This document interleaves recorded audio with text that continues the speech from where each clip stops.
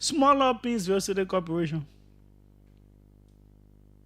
Go there and see what they've been doing around, even whether it is in the streets, the traffic lights, and all those kinds of things, whether it is upgrading of the infrastructure that they made there. I just twice I passed around that place, you know.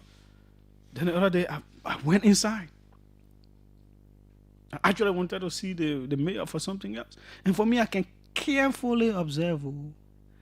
I remember that place there. I went there way back. Not all those offices had ACs and you didn't see the kind of upgrading. But when a leader gets somewhere, there are ways to do things to make it better. You can't be crying. 1 year says when you say inherited it in ruins. Now I was the man that by the time we inherited it in ruins, we clean it up, we did it 1 year, we did it 1 year, blah blah blah. No. I want save face. You better do what you're supposed to do. Okay. So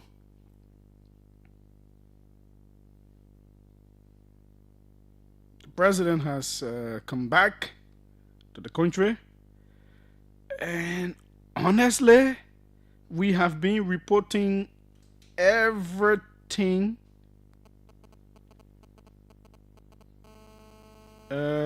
We have been reporting everything that was said or that was reported from Japan. I don't know about an extraordinary thing that has been accrued as a result of the visit. I cannot say. I really cannot say, because we've been reporting everything. The person met with this person, met with this person, met with this person, met with this person, and we've been also looking at other countries. Later on, I could put all of that together for other countries. I'm not limited to reporting on Liberia.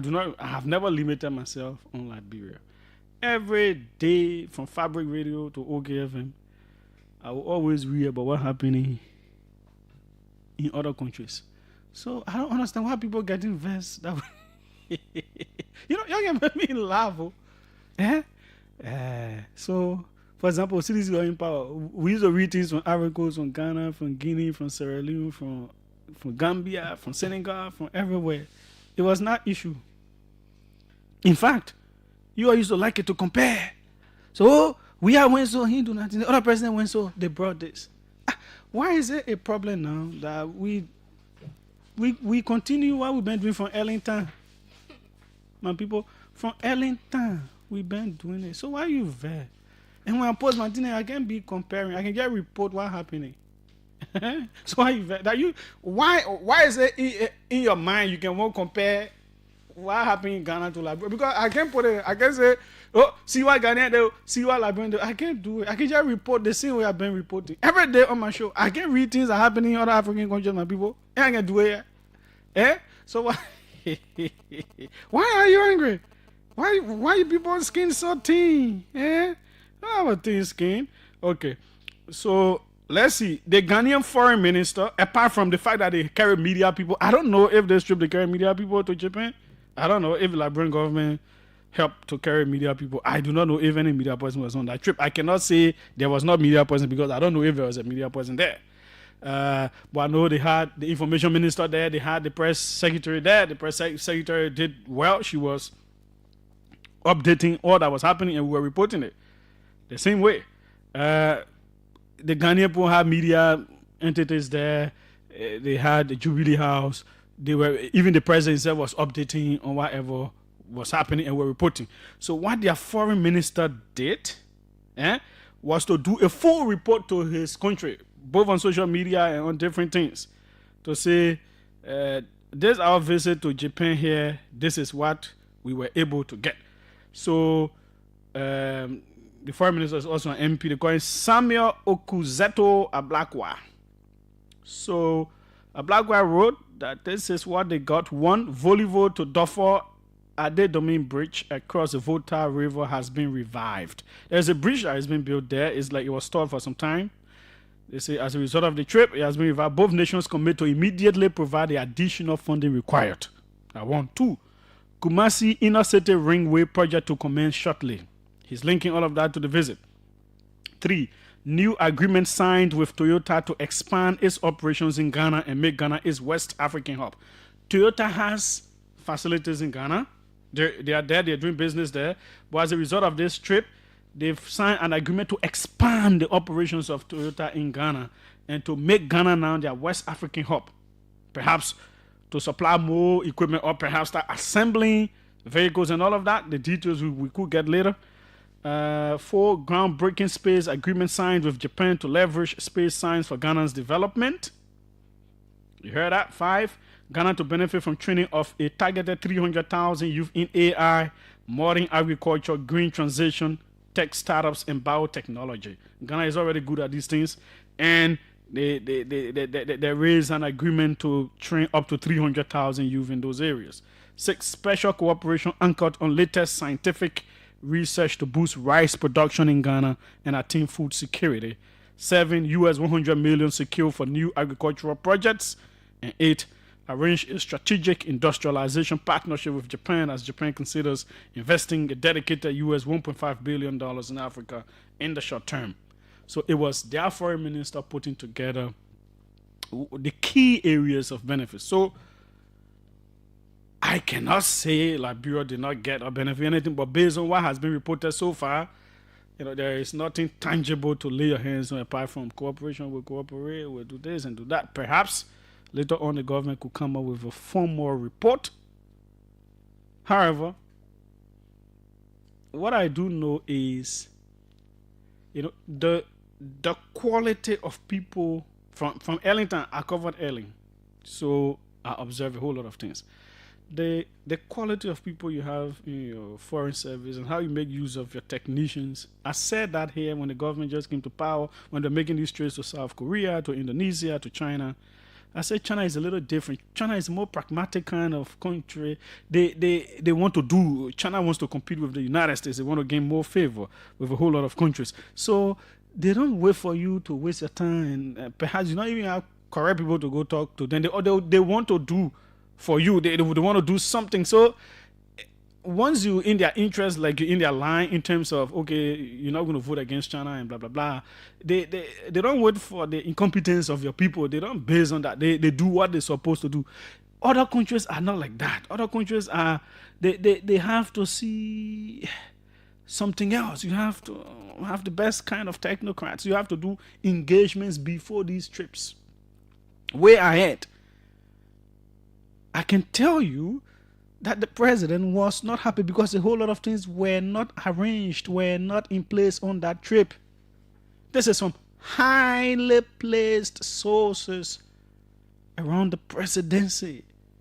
A whole lot of things were not in place.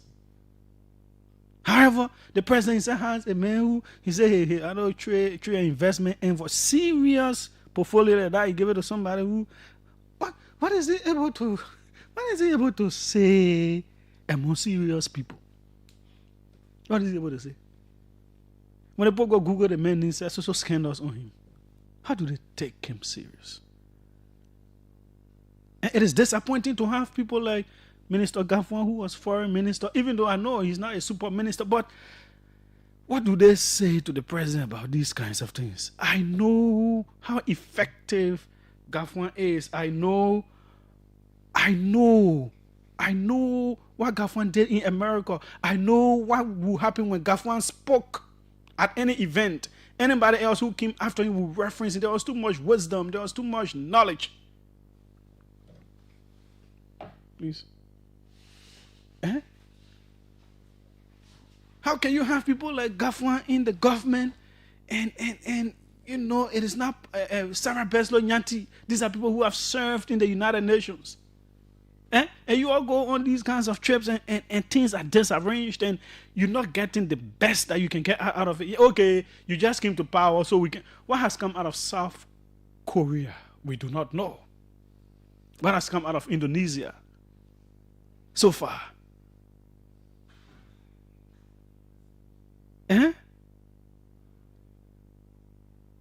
So it is because these are countries that the people got to see seriousness in you. You got to carry serious. Countries are not doing too much of aid like the way China is doing a whole lot of aid. Country's not doing aid business plenty, my people. Country's not doing aid business plenty. That give and take. You gotta carry plans, decent concrete proposals.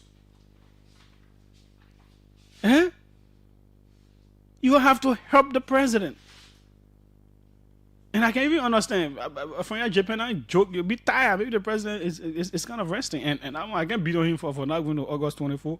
From your Japan, you think I joke. From your China, Japan, we came back for 2-3 days. I don't even see any human being give me a heart and say, yeah. So at my age, I'm still young, fresh. I can exercise. Probably that more than twice my age. Do you expect him to be as agile? So I can understand that one. But you all need to help.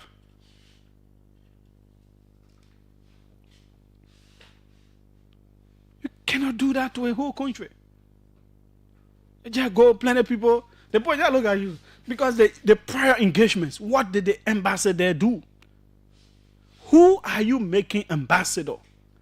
You see, that's why you don't just come to power and remove ambassadors that are already there. You send new people there and all those kinds of things. In diplomacy, when you thought they say, blah, blah, blah, they gotta get other people jobs. But diplomacy is an entirely different area. When your ambassadors get embedded in a system, they become more respected. When new ambassador goes somewhere, it takes time for them to gain the respect, the connections, the doors that they need to open to understand all of those kinds of things. The foreign service is not an area to just be changing people around, tell other people, just bring anybody because the person is a supporter, blah, blah, blah. What do they understand? Which doors? How do they knock on doors? How do they make the negotiations? What is the caliber of individuals? So by the time you go to these meetings, it's supposed to be for results. It's supposed to be for signing. It's not supposed to be for negotiation time because the negotiation can already happen before. Who are the technocrats you have before even these trips happen? What kind of conversations are you having? So when you look at countries like Ghana, those are things that can already be in the pipeline. The discussions are already happening. By the time the president goes there, how are they to go sign 100 million, 90 million, cooperation on this, 200 million, blah, blah, blah, on this. Simple. They want that hatred for government, that advice. I don't know if President Salim hatred and investment info. I don't know if President we had it, but President Bakana brought these kind of posts to even add up to the foreign service. But see the quality of the individual. Going to a serious country for serious and sitting on the floor and saying national duty. And he posts video walking like some celebrity. They both go see those kind of things.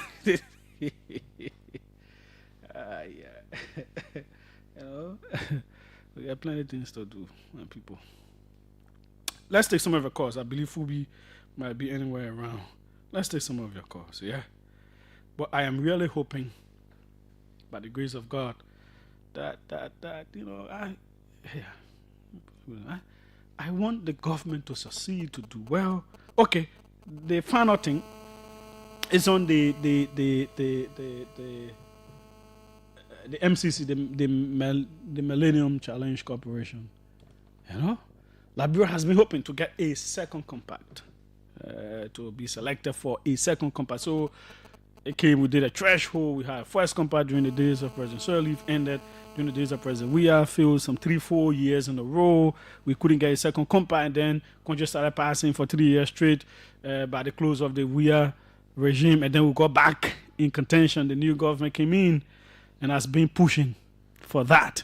So the meeting the finance minister talked about happened, and it was expected, extremely expected. Government officials were hopeful that the country will be named for a second compact. However, the press release that came out did not say so.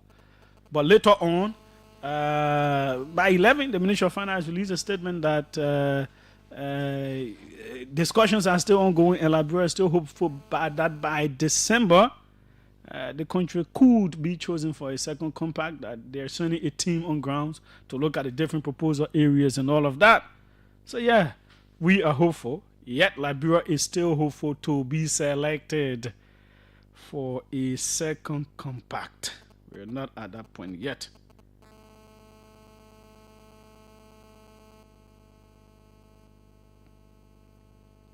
Okay. So that is that. It was important for you to know. 777-700-995. 555-995-995. The numbers to call.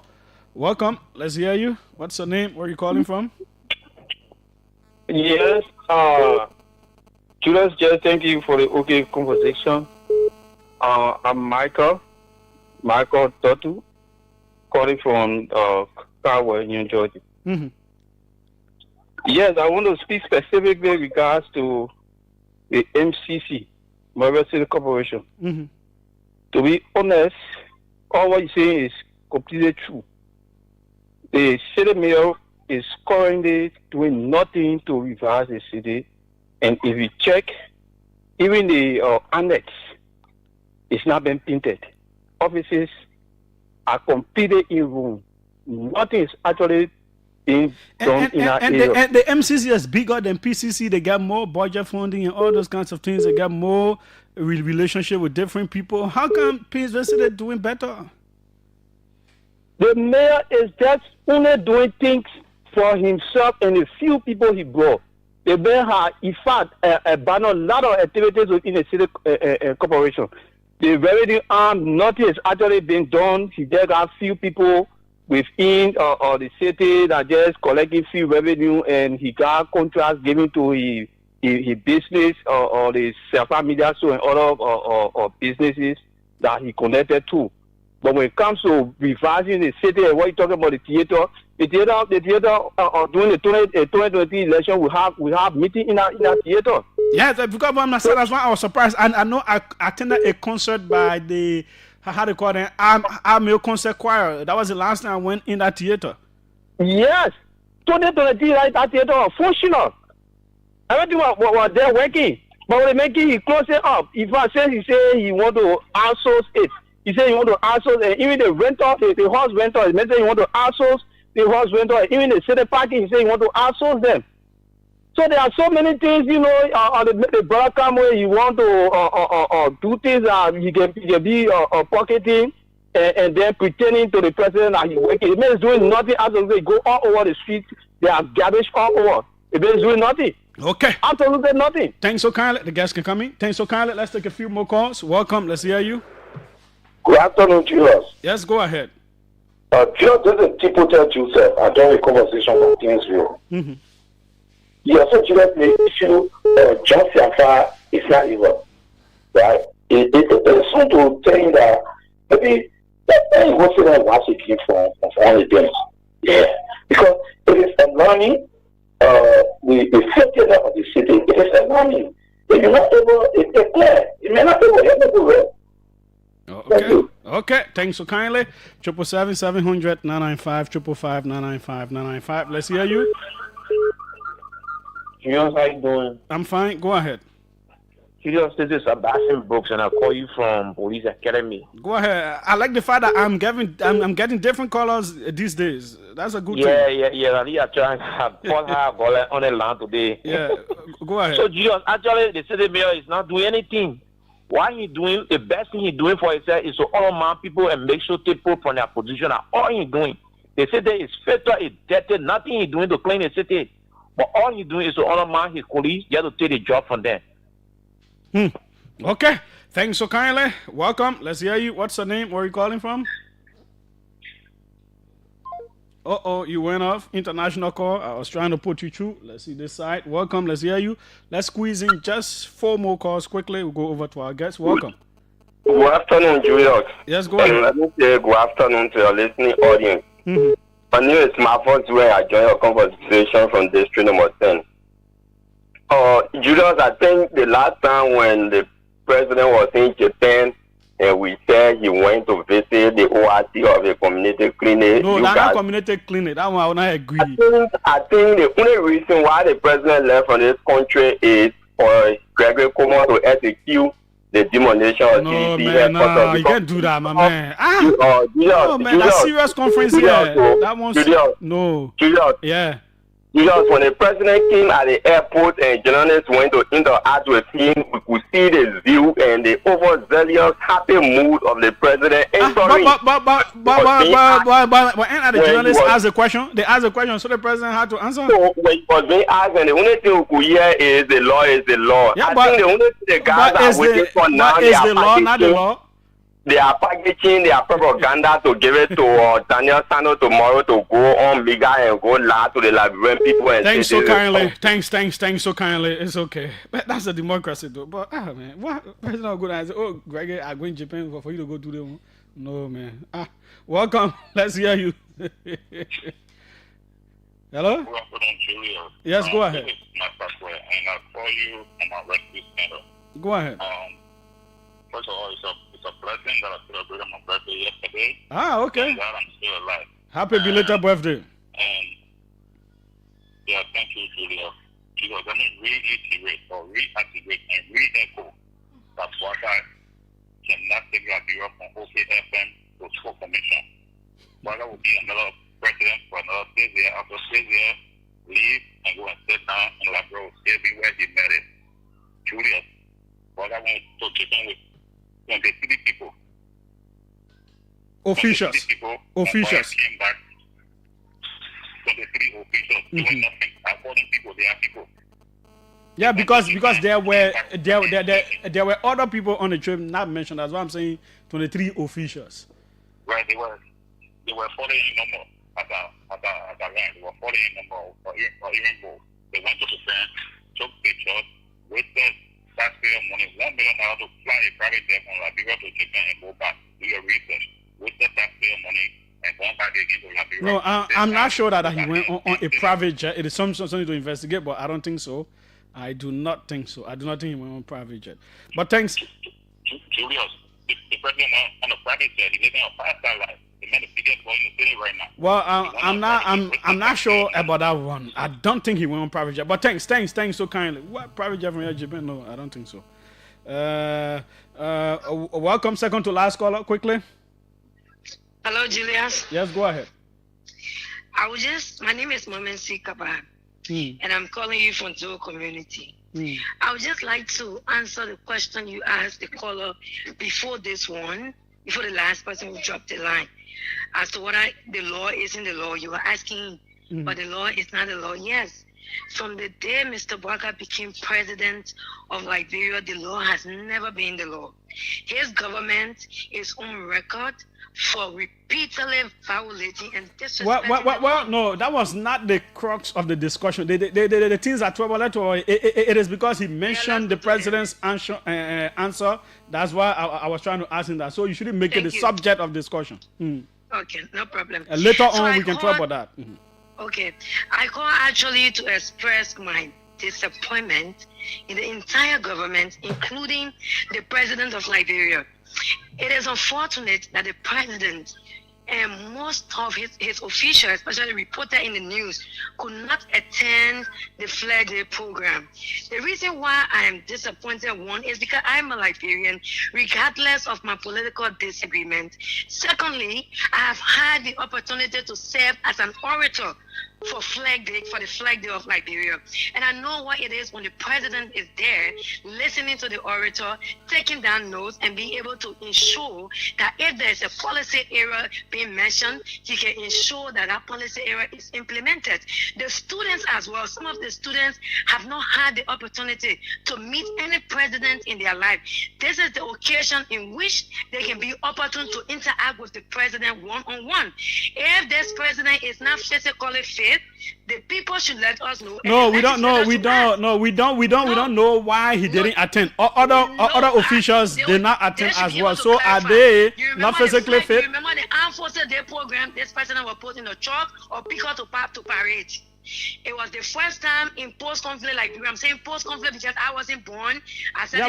But a star, that one, that issue, you can use different style to do different things. So no, it's not different style. But a different style. So because the other people work, it means the other person should work. salute around here. The thing about the armed forces that you have to be standing up and the people saluting you. Okay, If thanks so our kindly, Mama president is C. not physically fit, he can resign. His vice president can take over. Thanks so kindly. Let's take the final one. Sorry. For 45 seconds, let's hear you. Musa Kone. But Julius, did you say you can understand why the president did not attend because? No. I said it could be. I was just trying to say if it is because perhaps of the trip from the trip the president went on to Japan, the flight hours and all of that. Yeah, I say I could understand. So, but then his vice president was supposed to be there. That's the point I was making. I can understand if the president don't attend because Japan is far, even mad at me, young mad at me when I can't 3 days. That's what you said? Yeah. But you know that then that's an issue. Why? Oh, but you know, then you're talking about capacity issue now. The lawyers but why you got capacity issue? But man, you think Japan a joke? You that jacking from I know Canada. You guys when you came 1 or 2 days you were able to be jumping here and there. Julius, to even call the president coming from far distance so he cannot attend a No, I am not saying that's the reason. So let's be clear. Julius, I'm quoting that what I said, quote. And that's why I said I was only surmising. I was just trying to play around and see what could be, but that is not what the government said. That is the reason. That is the reason. No, but that is not the confirmed reason. You're not coming home onto my word. You can stick it on the president. Thank you. Oh my man, you see the radio. You see radio for certain things. Let me just say, I'm sure I will not make mistake, right? Into man, education and information. Don't take that for granted. And that is why I was clear and careful. I said we don't know why the president did not attend, but I could understand if that is okay. Thanks so kindly. That one, are you talking to that? Me? You want fools? I was just saying that if that's the explanation given, I could understand. I didn't say that's the reason. We got no reason has been given here. Follow Tambak Pakiman says, Julius, if I have never supported you against my government before, but today I will. Imagine you travel for a serious conference as a senior government official, then you turn yourself to a celebrity while others are making headlines. Childish behavior must stop home and not abroad. Okay, we have with us the man bearing the name Fubi Henrys. I've known Fubi for a very long time, and we say thanks to you. Welcome, sir, and thanks for on a very the shortest notice. I don't know if I've ever invited someone in such a short time, less than 2 hours, and you accepted to be here. We sincerely appreciate it. Thank you, and it's a pleasure to be back. Yeah, once I heard that you were here, I said, no, it is important. The Megan still on here when he comes. Yeah, you can just go back. How is life going? How is everything? I always say God money me, and I appreciate God for the many blessings and opportunities to keep being around and contributing this time. What are you doing out there? I want to start my day. No, I mean out of the country. No, I'm working and hustling there, so... Okay. Yeah. Good. Now, Fubi, I've long been wanting to ask you this, and that's where we're going to start from. Politically, where are you now? Are you a centrist, an opposition? Which one you call centrist? I'm part of centrist. I don't know. I don't know what kind of that came from with that stuff, so I'm not part of that. Yeah, but what is your political alignment? Tell us today. No, I've always supported Liberia. So if you follow me all the time, you've been following me from Madam Salif, George Weah, now Bwaka. I've always supported Liberia. I have my political stance on things, but I don't put Liberia interest secondary to any of my political interests. Even in the ANC, our motto says Liberia's first, and I hold that strongly, and that's my my biggest motivation, Liberia. So when I see things positive about Liberia, I stand for it.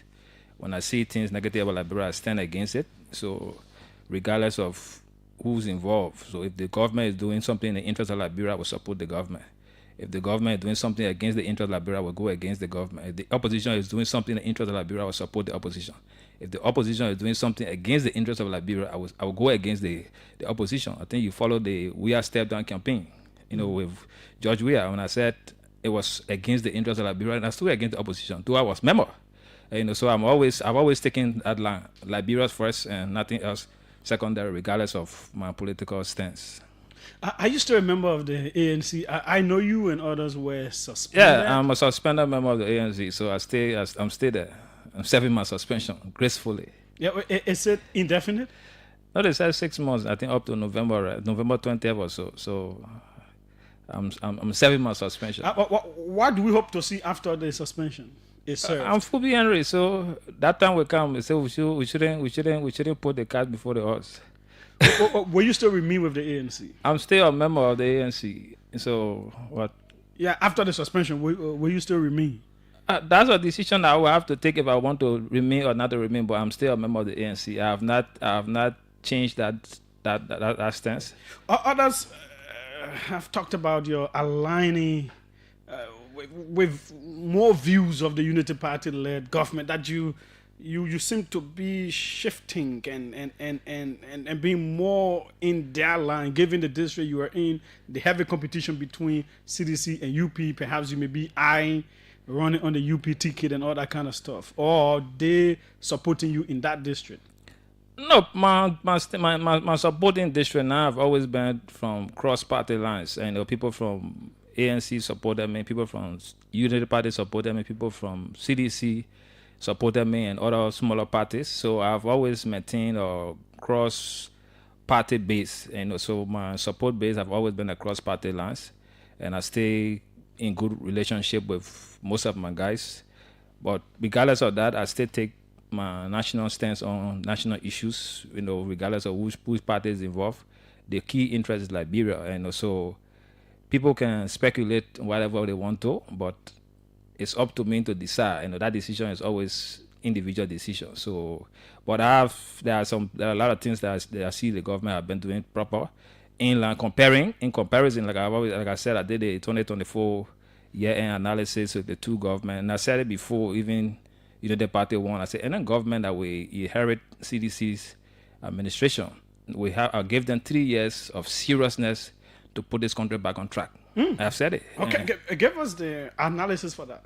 No, there were a lot of things that CDC took the country when there was a system in place. Like I said, there are a few governments that had good opportunities and screwed up.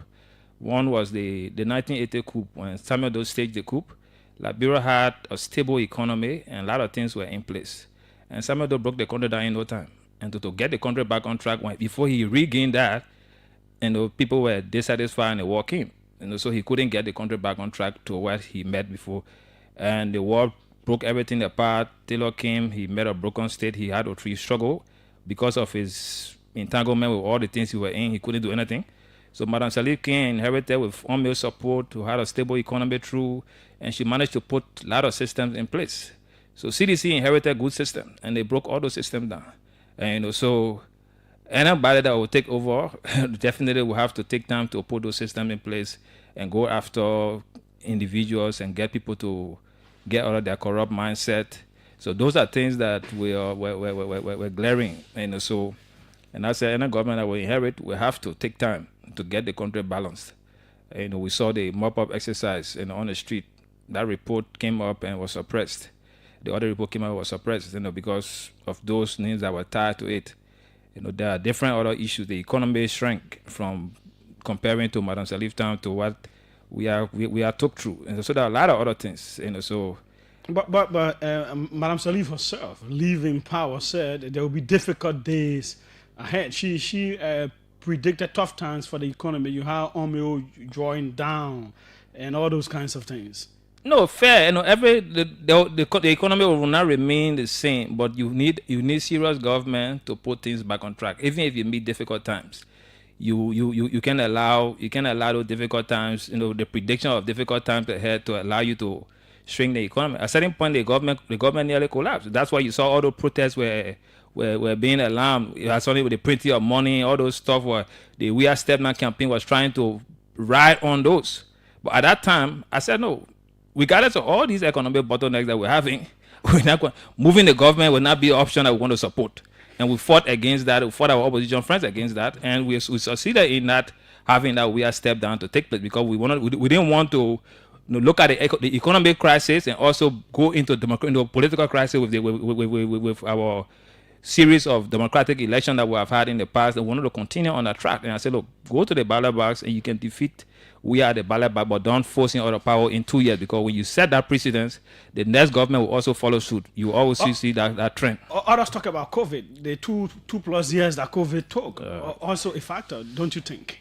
You will always know these things will always happen. You know, the COVID, the Ebola will keep making reference to these, you know, national or international. But COVID has serious impact. No, it has serious impact on the economy globally. I agree with that 100%. I'm not leaving that out. But government had options to put in austerity measures to manage the crisis, but you didn't see much of that. They are now stimulus package and force all of us to stay home, and many of us didn't eat some of that stuff, the food that they promised. You know, they closed businesses down.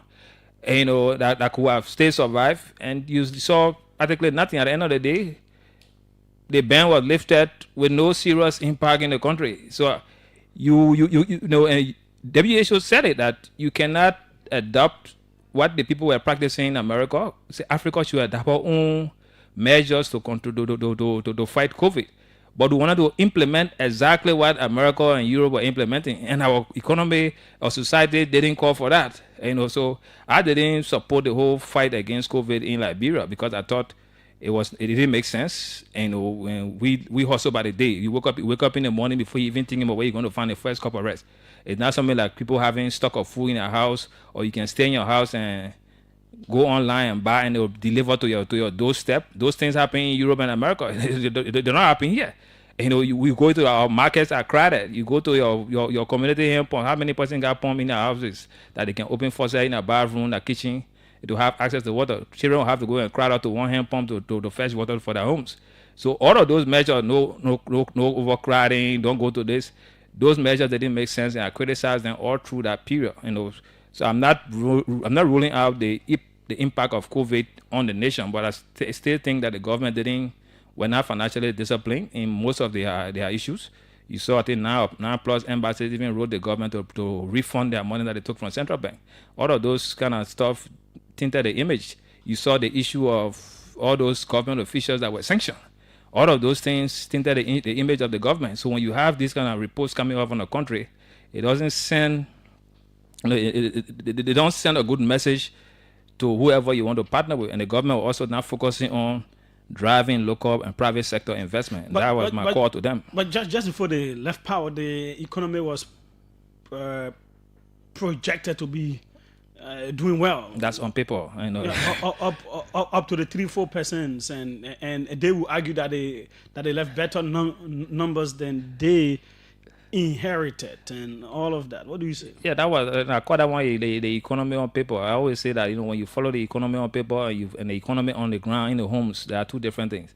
And, you know, people talk about GDP growth. You know, we can all praise and say, yeah, the government is doing well because we see GDP moving from one point to this point. But at the end of the day, is the old man in your house experiencing that GDP growth in your part?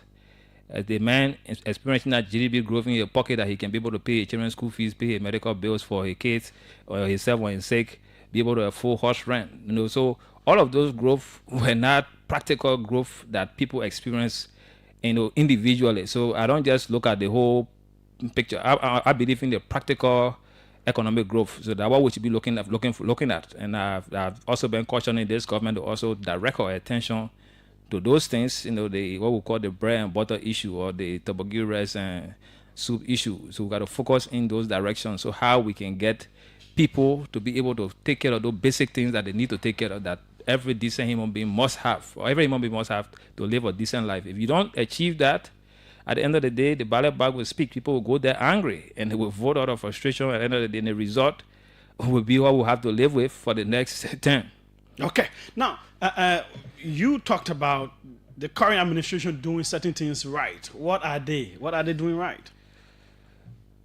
Yeah, on the issue of the rule of law, you know, people always talk about rule of law. Sometimes when you talk about rule of law, they only refer to the Supreme Court and the legislative saga, and that's not a rule of law issue. So, and they also refer to the 10 new. Yeah, the tenure position. Yeah, you know, both governments screwed up on the tenure position. We have moved people from tenure position. We had their 2 term. Boga also did the same, which was wrong. But those are issues that they will deal with as they move on. But you follow the issue of removing people from offices and forwarding them from prosecution. You see more of that happening now than it happened during the then administration. The issue of the robust move of community road projects. You see more of that happening now than then. You can look at those stuff. The issue of the civil servants, the civil discipline, the civil service agency, during the we as administration, Molu, their party chairman, became a de facto civil service director, where he was sending lists of partisans to be employed at the different government agencies and ministry. We don't see that happening now. There have been some level of discipline. So those are some of the things that you see, and that there's some level of seriousness. And so we need to see more of this kind of venture. Where you see some serious money, and the president also acknowledging that the economy is difficult and looking at ways to bring people together. That's something we didn't hear our president said during the time of acknowledging difficult times and driving people and to see how we can all rally around, put a team together to look into it and come up with results. One of the stuff that is acknowledging that you have an issue is a greater stuff than not acknowledging it. So those are a few of the stuff that we think are driving in the right direction, and we think the government needs to do more, and also they should also focus their attention into the private sector development. We'll come to that. But talking about rule of law, people critique the government as being cherry picking when it applies to opposition or figures in opposition. Then you hear the law is the law, the rule of law. But once it applies to things about the government itself, then you don't realize that. No, you will always have those kind of situations. People would think that the law is not of blaming people of cherry picking, but for me, I don't think so. And I think that holistically, there are orders from the regime that have been forwarded to court or forwarded to LACC for prosecution. The president asked them to resign, or the president suspended them. So I don't consider that cherry picking. We didn't see much of that under the past administration. And there were a few that they did, but at the end of the day, most of the people walk out scot-free, and some of them, they were pardoned and got off and moved with their own businesses. So I don't think that there's cherry picking in that direction. I don't think so. Now, talking about areas of improvement, where do you think the government can do better? The government needs to focus attention on the private sector. The private sector growth, because if the private sector does well, the government will do well, because the government gets most of our revenue from the private sector and taxes. So if you can't ensure that your private sector grows significantly, government will always struggle with this minimum budget that they have, and still be looking forward to begging out there for aid. And I don't think that a serious country should be begging for aid. All those countries that will go beg for aid, they don't beg for aid, and they are making progress. So what are they doing differently that causing them to boom that we can also do, so that we can also boom, instead of just sitting down looking for how much want to come to us, what kind of aid we need to get from this other country, waiting for MCC scorecard, whether we pass or fail. All serious government be waiting for passing or failure for somebody to get the money. You should have your own agenda, drive your agenda. Going to Japan, looking for these. No, if you have serious opportunity, yeah, people will come. You don't even need to go to those summits for investment. You can drive your own agenda. People will say, "Oh, Liberia has something that we think we can go to and partner with them." But how can you do that? What kind of stuff can you prioritize locally? I'm from Burkina Faso. Go there. You see the guys that are making serious progress because they're looking internally first. How can we? There's something, they increase on taxes and stuff, but people are seeing the taxes working for them. That's the difference. So when you increase taxes, because government gets a revenue from taxes. Let us talk a bit about Burkina Faso before we come back home, because we see different stories. People think people are making it up to make the government there appear good. No, I'm living there, so it's not made up story. Those are actual stuff that happening. Oh. So not made up story. The guy is serious with his agenda, and they are pushing and driving those things. Every day you see massive developmental stuff moving on from one point to another: road construction, hospitals, schools, driving the agriculture sector, incentives to all those stuff are actual stuff that are happening.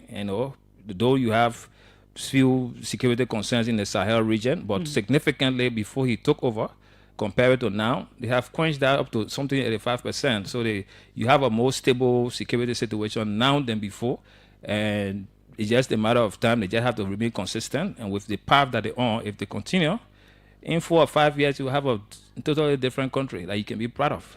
What do you make of the government's delegation to Japan recently? No, you will always have this kind of thing.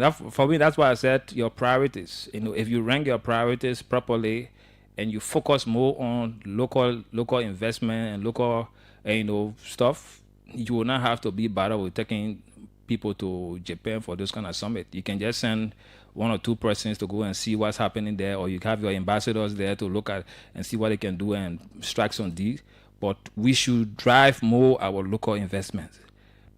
Let's see more Liberians getting into businesses. Let's see how we can support people that have farmlands, go into agriculture. Government work with them, get the agriculture ministry with extension works, get some of these the banks. How can you support these farmers? How government can partner with them? Those are the kind of things government should be looking at. What are the bottlenecks that farmers will face or are facing? How can we solve some of those problems? And should be serious about it. Don't just talk it up on paper, go to the house, and after that you have few discussion. When there's money, you give it to a few big shots, and the local farmers that you actually benefit, not benefiting anything, you will not achieve the purpose. And the farm to market road, government should be serious about driving her roads project, and so that when people grow their farm, they get their farm produce, they should be able to drive them to the market on time. And most of the time, those are some of the struggles that the local farmers face in the villages. They can't get their produce to the market. So at the end of the day, bulk of their harvest will spoil, and the next farming season, they just have to continue with their subsistence farming, so at least they always have food to eat. Then they can sell a little bit, that they can be able to take care of other expenses, but living conditions still remain, far from the actual reality that we should be pushing. So the government needs to focus in that, and I think there where the president, from his history in the agriculture sector, that's something that I think he needs to properly drive his attention to, for all these counties that have the potential to grow, and see how you can drive money. The people got too much farmlands, but access to extension services from agriculture ministry, not around, not available. So government should see how they can have a package for farmers, because if we can feed ourselves, we solve most of the problems that we had in our haven, and government tend to get more revenue from that. I see they're making some strife in the rubber sector, but bulk of that money is ending up with a few. You got Lebanese guys that come to Indian guys will dominate that sector. I want to see Liberians dominating. I'm not looking at all of these guys that are not citizens for their country. Their investment here not going to make any serious impact into the lives of Liberians. They're going to make impact in their lives and what they can remit to their countries. So we need to have Liberians being multimillionaires from our own business ventures, and the government should support that. You have been involved in business in Liberia, not involved in business, working for an entity here. And coming from you, it sounds very interesting. Do you think around the presidency that kind of thought is there? If not, how can the president be exposed to these kinds of conversations? What do you think he needs to do? I think he should. I think he has credible people around him, so it's up to him to and he with the experience that he has. I'm not sure he has. I don't know, and I want to be careful if he has met with like Liberian business people, like to have that kind of massive meeting with them. I'm not sure. No, I'm sure the president is not short of the right advisors. I don't think he's short of that. It's just some of the things is political willpower or some of whatever bottlenecks they might have. But I don't think the president is short of the right kind of advisors. And in the history of Liberia, the president should know about almost all these things. So I'm not the one supposed to tell the president about Liberia and the constraints that Liberia have gone through. He has risen through the ranks, with all the different. He has been around for some time, way before you came home. And the president and my father were very good friends. Okay. I've been knowing the president since the 80s. When he was leaving Lofa, he drove to our house to tell us that he was leaving. Oh, you from Lofa too? I was born there, Okay. Yeah, I got some root there. My grandma linked also with the Bandi. So when Madam Salif nominated him to be her running mate, he went to our house on the FE to tell us that he had been selected. That's how we supported the United Party in the first two elections.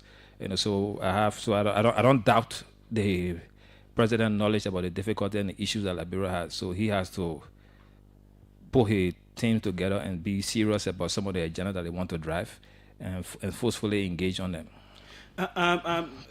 Let's come to your district more. You are still young. You have contested some for 2, 3, 4 times. 4 times, and you still look quite young.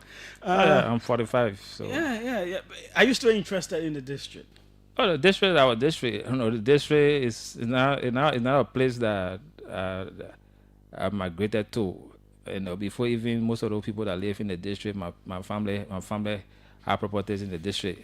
Before even the construction of the airport that's there, and so that's our district. So I'm not leaving the district. We're not neglecting the district. So 2029 again, you are going to fight again. Oh yeah, we're around. So we need to ask God for that life. With life, definitely we'll be around to pull the trick. So what do you make of the current leadership in terms of the lawmaker? Is he doing well? Is he not doing well? Right, yourself. I don't need to tell you that. So No, tell me.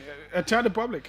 no, but the man has been a waste of time from day one. So people that supported him knows. So they just wasting their energy. You're not gonna get anything serious out of that leadership.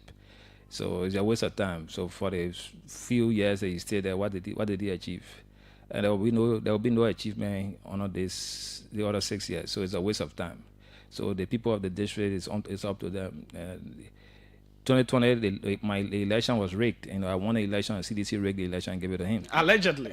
No, I'm not saying allegedly. I said it was rigged. You know, so I'm not. But the courts didn't prove Forget. that. Yeah, the court will not have to prove it because the court was also biased. NEG was also biased, and they suppressed all what we had to discuss. So it was rigged. So that's one of the mess we have with the justice system. And the issue of this long election, there were also massive trucking. So most of the people that voted in the district came from outside of the district. You know, so well, you're not going to get any serious representation because knowledge of Don't you think there is something you need to improve on in terms of how you campaign, perhaps how you relate, how people understand what to mission? Because no, people understand my mission. Look, Julius, the first time I contested 2011. And I just woke up one morning and said I want to contest. And I came 16th place out of 21 candidates. And I got, I think, 200 and something votes. But previous elections, I left from 16th place in 2011 to second place in 2017 with 8,000 plus votes.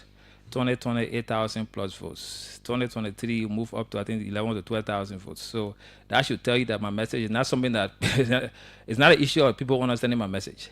So people understand and they know what I'm capable of doing. You know, we have engagement with the national engagement. My discussion is not just limited to District 9. So nobody will see Fubi Hundreds and don't take Fubi Hundreds serious or the things that we push. But sadly, like I said, CDC stole the election and we couldn't fight to do anything other than that. So we'll level at that level. But that's the kind of control we have. We have to keep dealing with it. But we'll keep looking at how we can engage the next election. Now, in terms of the sustainability of political parties and empowering them and all of that, starting with ANC before I come to the CDC issue, do you think or don't you think your party needs some rejigging?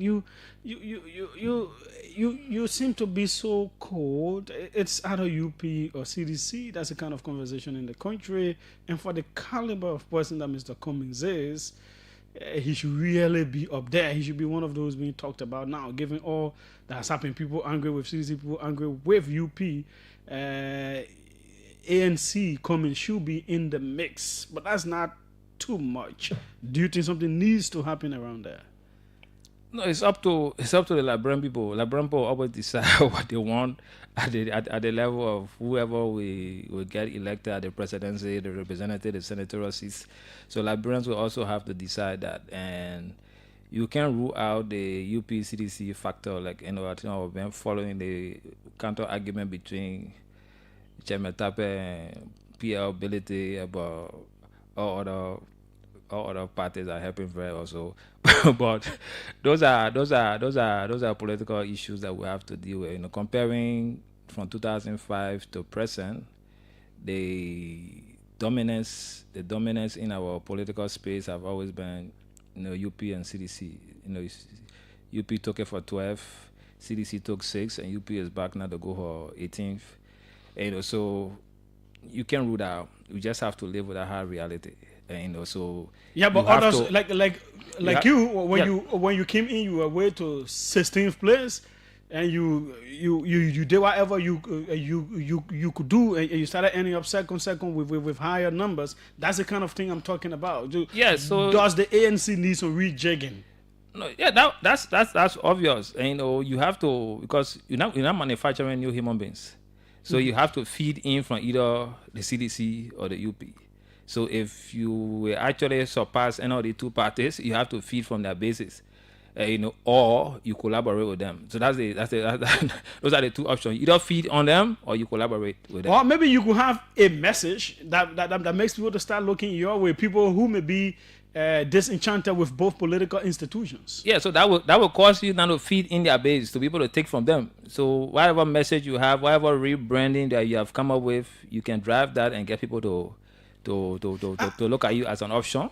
Are you more inclined to run on a UP ticket or get a UP supporting District 9 in 2029? That's a discussion that will happen at the time we're supposed to happen, but I will contest 2029. That's the one time in my life. That's the most important that we should all look at. Coming to the CDC and their whole former headquarters issues and how it feeds into national politics, what can you say about that?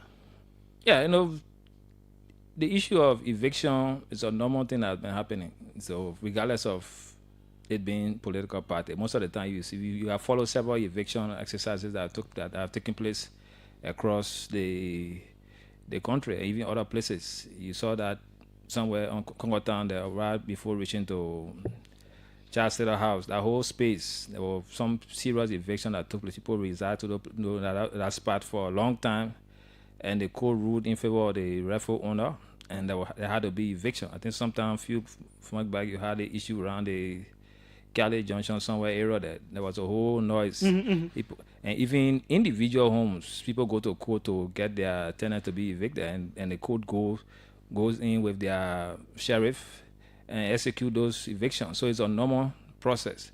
So CDC, like any other person, they're all legal. CDC is the legal entity. And if CDC is in an arrangement with somebody, and that thing been hanging around since 2016, if you follow, so it didn't just start under this regime. You saw UP had her own issue of eviction, and she quietly packed her bag and left the place and went and found a new place to move. So when you have these things, you also have to have your different plans: plan A, plan B, plan C. So while you're pursuing your legal, battles to stay in, you should also be quietly packing your things overnight and be moving, so that by the time day breaks, you can't be disgraced with sheriff coming to force you out. You saw the issue of NEC. NEC office recently was being locked on court orders. NEC is a government entity, but the court went there to lock it because some debt. So you have these things are normal things. So, but the party owe it to herself to allow this to linger all this while. All through they knew that this thing happened. They had the whole Sunny hanging water since 2016. They became ruling party. They should have sat with this guy and had good negotiation and see how they could have closed that case within that period. But they left it hanging and open.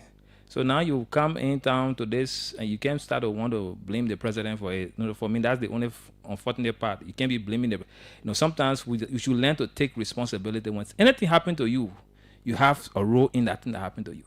So the first thing you need to do is to take ownership of your role. Okay. What did I do wrong to cause this to happen? Then you can learn from that and correct it. But if you don't take ownership and you just want to keep pointing fingers, you will not learn. So it will keep repeating, and that's the lesson about life. There are two schools. We have the academia, where you go, you sit in class, they will teach you, and you learn the lesson before you take your test. But in the school of life, you will take the test before you learn the lesson. And if you don't learn the lesson from the test that you took, it will repeat, and you will always have those kind of things happening. So the party just have to, like I told them the last time on the radio that look, I was glad that they didn't resist the police eviction. They give the police chance to go there and escort the sheriffs and be able to do their work, because some of their partisans were trying to incite the guys and say, "Come on, boy, let's sleep. Let her cough in there, let's fight, and let's resist this." And I also learned that former President Weah talked to them in the back to stay away, and it was good. And that's something commendable that we should encourage. Nobody should resist, the police or the court order, even if you don't agree with it, even if you think that you are in the right, you shouldn't resist it. You should sometimes you just let it to move on. You can still follow up with for proper remedy. Okay. 777-700-995, 555-995-995. This person says, was on the future in the CDC administration. Let Henrys explain the systems that were built but broken down by CDC.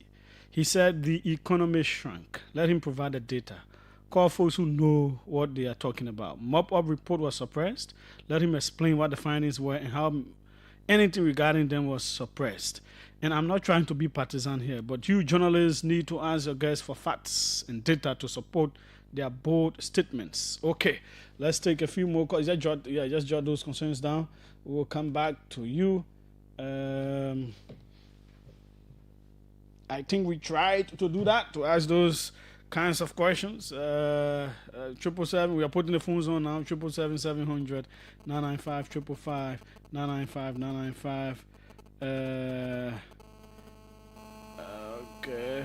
Yeah, let's take some of your calls now. Welcome. Let's hear you. Yeah. Good afternoon, Julius. Good afternoon to Labrador following this broadcast. Yeah, go ahead. Good afternoon to your studio guests. This is Elijah G. Kamonyu. And I joined this conversation from a small resident. I want to appreciate Fubi in studio there. He's a young man who looks, I think, in the real direction and, for using political sentiment. But come 2029, now, my opinion for the CDC out there is that, those guys, they see that they will use the temporary, means of violence. To say we stay here and they want to force somebody to travel to them. At this stage of the ruling, they should have negotiated with the men, keep negotiating, or when the case was in court, you are keep negotiating with Ponsa, play the twins model rule, but rather chose to do business with Atibu Apuna. Now the mayor have won the case, they expect the men to do business with them. The mayor will not do it. That's what the cause of that inflation. Thank you. Okay, someone else said Fubi was encouraging Kun to refuse the court ruling. Ellis Sky says the guy who was encouraging Kun to refuse the court ruling. Okay, let's see who's on this end. Welcome, let's hear you. Yes, sir. How are you doing? I'm fine, go ahead. For the conversation, hey, Fubi, that you're picking Samuel, you need to do some promotion before you go, and you really disappointed me after the election. I'm very first with you. You need to make sure you find me. Where the towards fit. Fubi, thank you for your analysis. I know we understand what you're going through, but if you stay running for Toronto and now, you still need to come back to your base. Ali, you don't need to forget about us. So maybe we need to see you, so we can do what we need to do for you. Thank you. Thanks so kindly. Tommy Babi Fubi is a viable candidate. Alania joining the UP would be a great move for himself and the UP as well. This guy has potential in the Shana. He is being seen as alternative. I encourage the UP to make the move to get him over. He is not married to ANC to be tail deaf.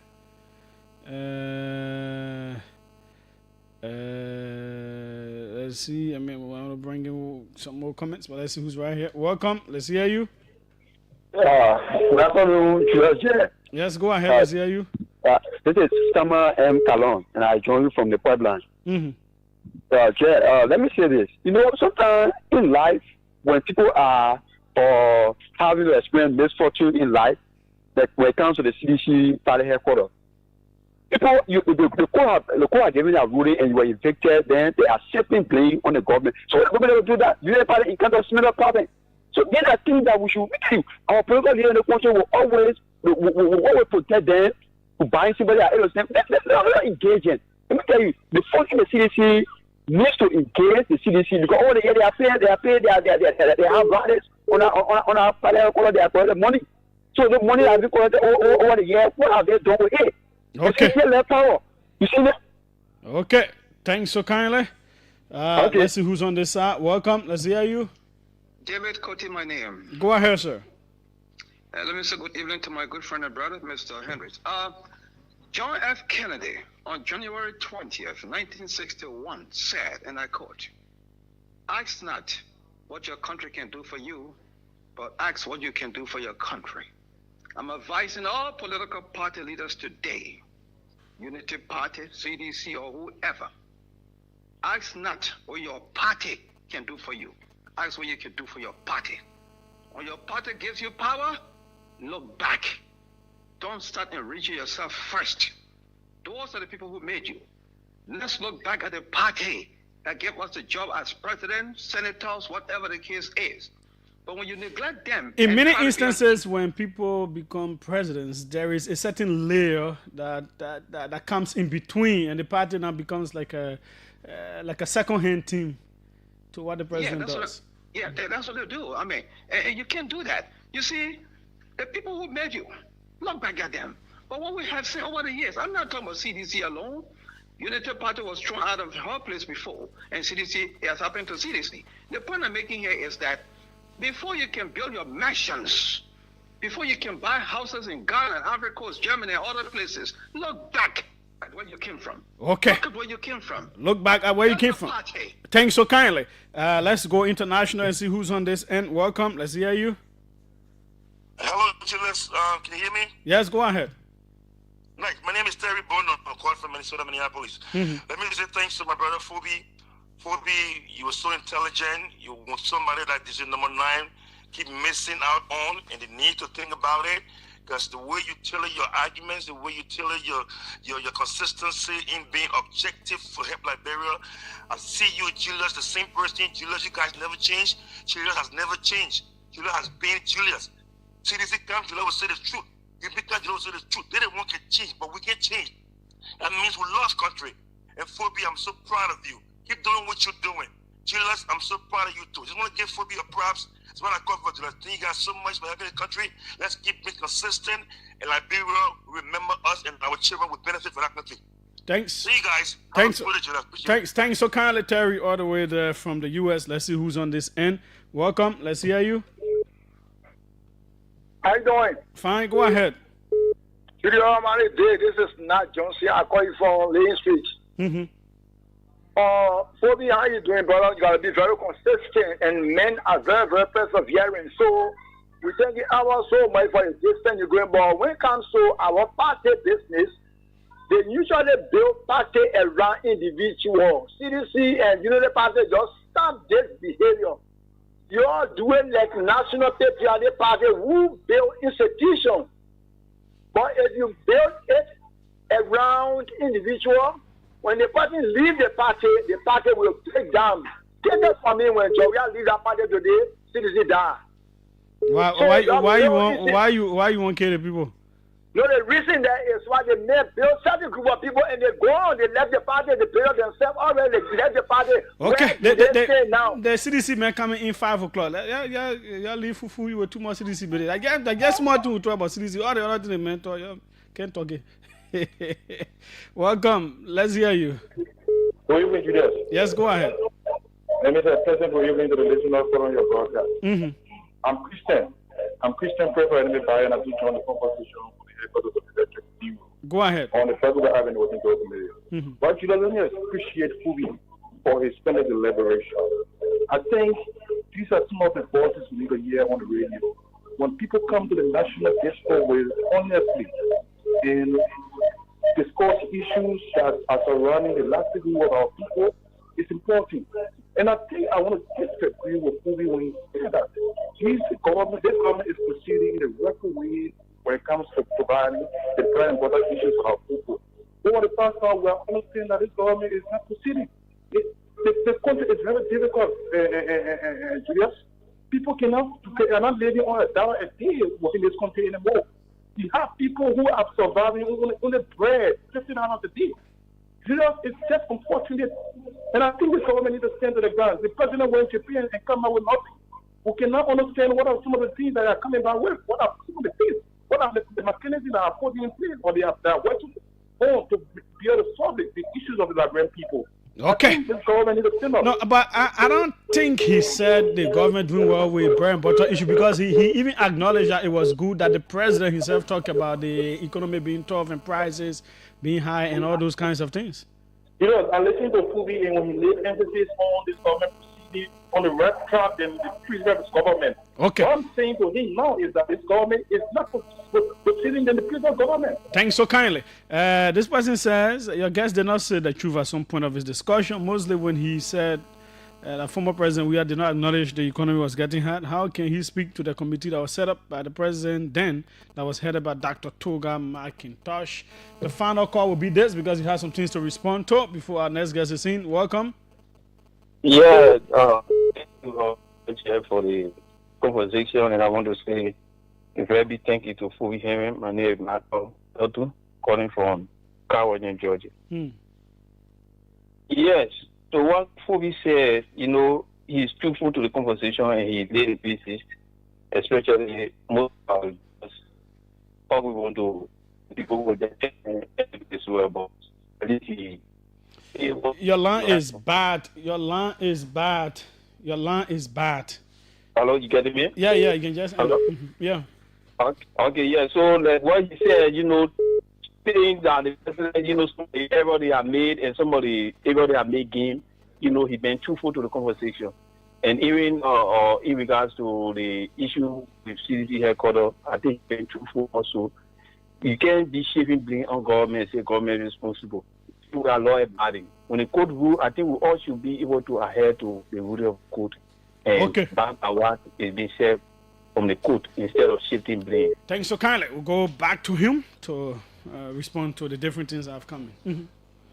Yeah, so I will start on the issue. I think one of the writers talked about the court ruling on the Supreme Court and the legislative saga.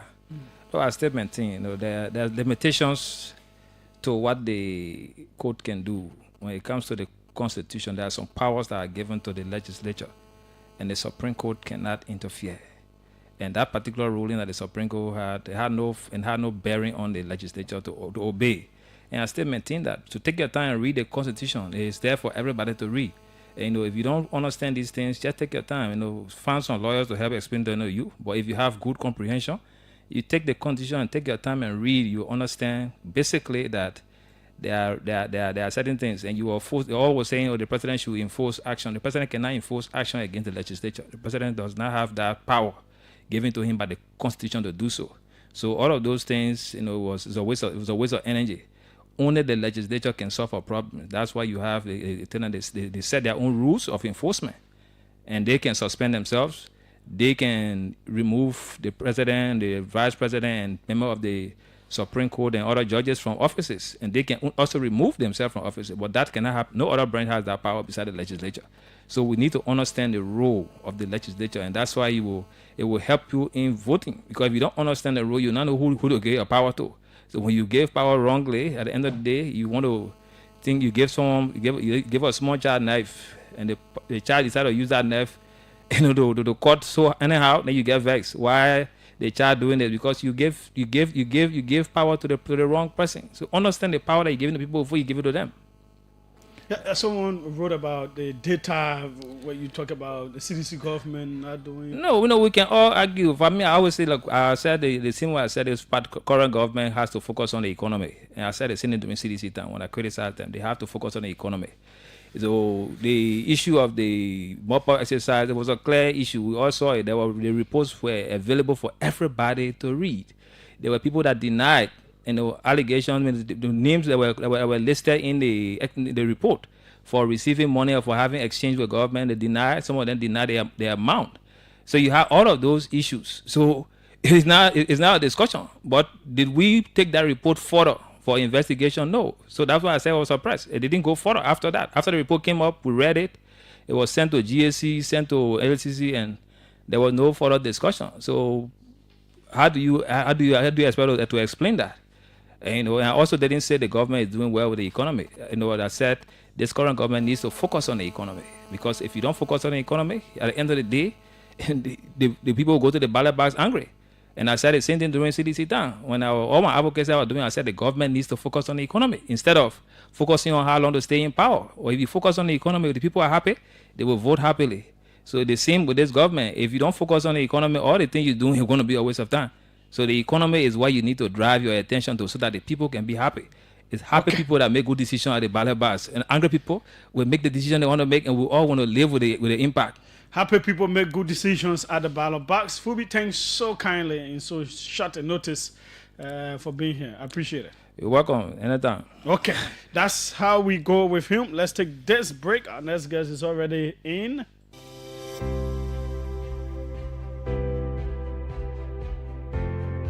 Your favorite RLJ Kendeja Resort and Villas is new and improved with top-notch first-class services guaranteed to make you feel pampered and special as our royal guests. Ideally located on the RI Highway, a few minutes drive from the rehab junction, right in front of the Atlantic Ocean, you are assured of a peaceful, serene atmosphere of a home away from home. The ingredients for our Liberian meals are freshly picked from our garden to give you that unforgettable taste of Liberian cuisine. Our villas are designed and equipped to ensure every night spent with us is a memorable one. We are well positioned to host conferences and seminars of all sizes, as well as outdoor events like garden weddings and parties. Book your upcoming events and leave the rest for us to handle with 100% satisfaction guarantee. You can reach us on 0770-533-415 or email us at reservations@kendejaresort.com.lr. Visit our website on www.rljkendejaresort.com.lr. RLJ Kendeja Resort and Villas, for memories worth repeating. Okay, this is the OK Conversation on OKFM 99.5. I think there are two other people joining, DTV Freedom. They are coming with their cameras to carry this live as well. I know we should be live now on there's a station in Bong County. Let me see. Bear with me, folks. Voice of Bong is also carrying this live. So if you're in Bong County, you're joining us, or from any other county, you're carrying this interview live, we say welcome. This is the OK Conversation on OKFM 99.5. We have with us Len Eugene Nangbe, an executive of the CDC, a high-ranking stalwart there. Welcome, sir. Thanks again for the opportunity. I do appreciate. I thought you were not here. I was not sure you were coming in studio, or I was having you on the phone. I was just in between. Yes, I came Saturday night. Oh, okay. Oh, you came in the night after the demolition? Yeah, I got in Saturday by like 7 o'clock. How is life going? How is what? Life. How is it going? Well, we very busy. Life is moving on very well. We, as the chief of staff to the former president, being very engaged, both with his matters and also with matters of the party. So we are performing our roles in the opposition very well. And, we are disappointed with the behavior of the government, but yet, we understand that in politics, when you have a government that is authoritarian, that doesn't respect the rule of law, you have all these things happening, and we are built authoritarian. to deal with that sounds strong. What are the acts of authoritarianism that you can point to in this administration? I did not invent the war. They don't respect the judicial system. When the courts rule, they overrule the courts as a key hallmark of an authoritarian regime. They use brute force of the security apparatus. They violate the rights of the citizens. What are the examples you can cite? The examples are all there for everyone to see. And there are many cases. Your previous guest, mistakenly said that the president doesn't have to listen to the Supreme Court when it comes to matters in the other branches of government, which is completely erroneous. There was a very clear Supreme Court ruling about the case of the former Speaker, Funatikova. The government ignored the ruling. In fact, the president himself issued a statement saying that he will not honor the ruling of the Supreme Court, and he did not. That's a mark of an authoritarian regime.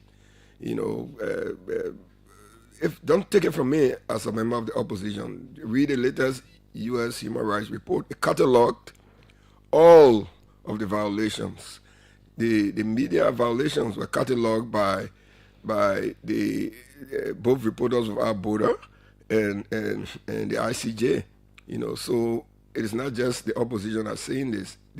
All the international reports regarding governance, have shown that the government continues to violate the rights of citizens, and it is because of all of those violations that I say that this is an authoritarian regime that has no respect for rule of law, no respect for the rights of citizens, and they use brute force from the security to have their objectives achieved. Let's come to your party. We'll come back to matters of the government. Your party was evicted and your properties demolished on the same day. 20 years or a little more you spent down there. What went wrong? Take us back to the genesis of this whole thing. How did we get at where we were? Well, I just told somebody today that had a CDC before government, and when the CDC became the government, had the CDC decided not to follow the rule of law, what happened on Saturday would not have happened. Why do I say so? We have always engaged in a civil way with the multiple owners, and then finally when the court decided that there was one owner, even with that owner as legal occupants of the property. When we were in power, we did not use brute force. We did not coerce the judiciary to say, give us this place. We negotiated with all of the parties. We paid money to all of the parties in the case. But wasn't that a mistake on your part? That you pay money to both parties when you should be paying it to a particular person? At different intervals. Okay. When we moved into the place, we interacted with Mr. Archie Bernard, who was one of the... In fact, both parties are Bernards. The Matos Tabafi Bernard faction and the rest of the Tommy Bernard family. So we were caught in the middle, but all along, when we moved into the place as legal tenants, we had interaction with Mr. Archie Bernard, and until there was a lawsuit in the Supreme Court, which we should not have even been a party to because we were just legal tenants. And Mr. Ibrahima Dempster presented himself to us, I think it was in 2019, and requested payments, which were made. And because we felt that, look, whatever the court says, we have to abide by it, and we are tenants, whomever is the landlord should not be our business. So we continue to interact with both parties in this matter, up to and including at the time when the CDC was not in power anymore. The last payment made to Mr. Dempster was over $350,000, which he gave us a receipt for. When? I said, even up to the point that I can find a copy of the receipt very quickly. Even up to and including the time that we had left power, he still requested payment, and we did pay. And some of the monies we paid not to him, to the court. Now, so people keep asking, why is it that the CDC wants to be lawless? How can somebody who goes to court to assert their rights be called lawless? A lawless person will take to the bushes, take to the mountains. A lawless person or a lawless group will not go to court. And even as I speak to you today, do you know that this case is still before the courts? Tomorrow? Yeah, because we have not exhausted all of the legal remedies available to us. And this is why it was very interesting that the government decided to not just enforce a precept from the court, but to go and demolish properties, damage people's private properties in the course of the actions that it took. And subsequent to this holiday, the CDC is going to be filing another case before the courts of Liberia to punish those who caused all of the destruction of properties belonging to individuals who were legal tenants, were recognized by the courts as being legal tenants. And the court say, the case was won, the landlord wants his place. We have a document to say that you should leave. To say that you should leave means if you are renting a one-room apartment and your landlord asks you to leave, and in the final end, the court says you should leave, even if it's the lower court, and you file an appeal because of other issues which are cataloged, the least, it doesn't mean that the court officer will go with a battalion of police and other members of the security apparatus to destroy your property. Maybe in your one room, you have TV, you have your bed. The normal practice and the legal practice is to come and have you served. If you resist that service and you don't follow the order of the court sheriff or the officers of the court, then the court will subsequently come up with a request maybe to the Ministry of Justice for additional support to enforce that. Even then, they don't just go to you and break everything that you own because you are no more a tenant. And that is the case that we are going to file. And people say, why you guys could just move? Yes, but also we have rights. This issue is an issue of respect for the rule of law. So let me read something from Councillor Augustine Chie, one of your senators from Sando County, a CDC senator. Yes. He says, I have said it privately before, and I am saying it publicly now, that our party must peacefully vacate the Bernard Estate. Under our statutory and constitutional law, the filing of a new suit for specific performance by a party who has lost a prior evasion case does not automatically stay evasion. In the evasion case, that is action for ejectment, the court ruled in favor of the Mato Stubberfield Bernard Estate landlord and ordered evasion. That judgment is final and binding unless stayed by the Supreme Court through appeal or motion for stay of execution. The filing of a new suit, that is an action for specific performance, does not stay an evasion already ordered by the court. If the party CDC files a motion for a stay of execution for the evasion and posts an indemnity bond as required by the civil procedure law, but without a court-granted stay order, the sheriff can carry out the evasion. It is also legal for the court to request the help of the police in enforcing an evasion to prevent resistance to lawful eviction. That's the law. We are a country of law. That's true. This is your own senator. That's true. And this is the beauty of the CDC. We have some people, even within the CDC, who would dissent. The leadership of the CDC, headed by former President Weah, is not a leadership of tyrants, dictators, and authoritarians. So yes, Senator Chair has a view, but his views were based on completely insufficient information. And I'm sure by tomorrow, whatever ruling or whatever action the Supreme Court takes in lieu of the filings that we have made, he might have an amendment to that position of his. But even looking at the position that he has presented per se, that unless there is a stay, he said unless there is a stay, and if you file a new case, but there are several, we did not file one position to the courts, not just single one. That we have a writ of certiorari before the Supreme Court. We have a writ, a bill of information also before the Supreme Court, and then we have the appeal that we have made from the very civil law court that had issued the eviction notice, and the judge on Friday, the Friday before the eviction, approved the bond.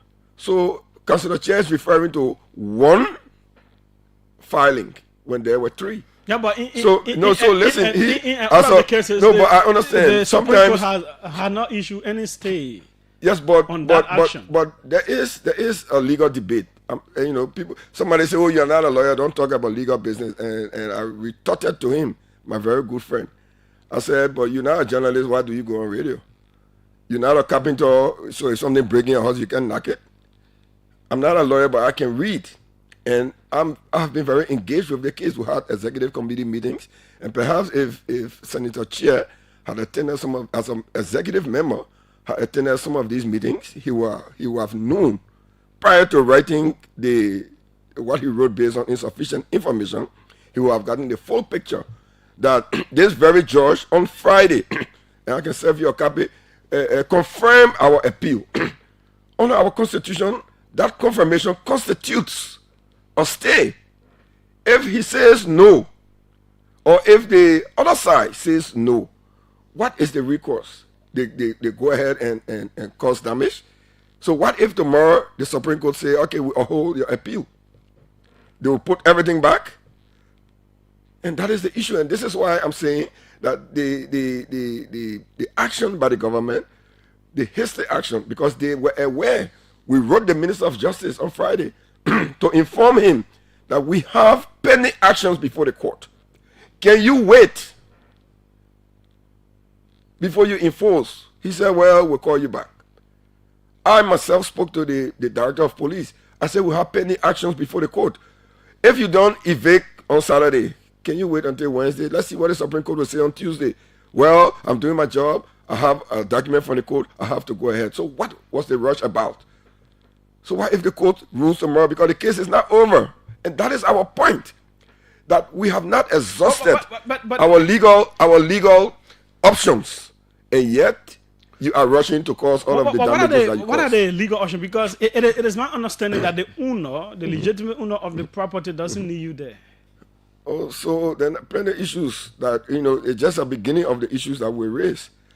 You didn't need us there, but you sent us a letter that's saying we should pay 4.5 million in lieu of right of first refusal.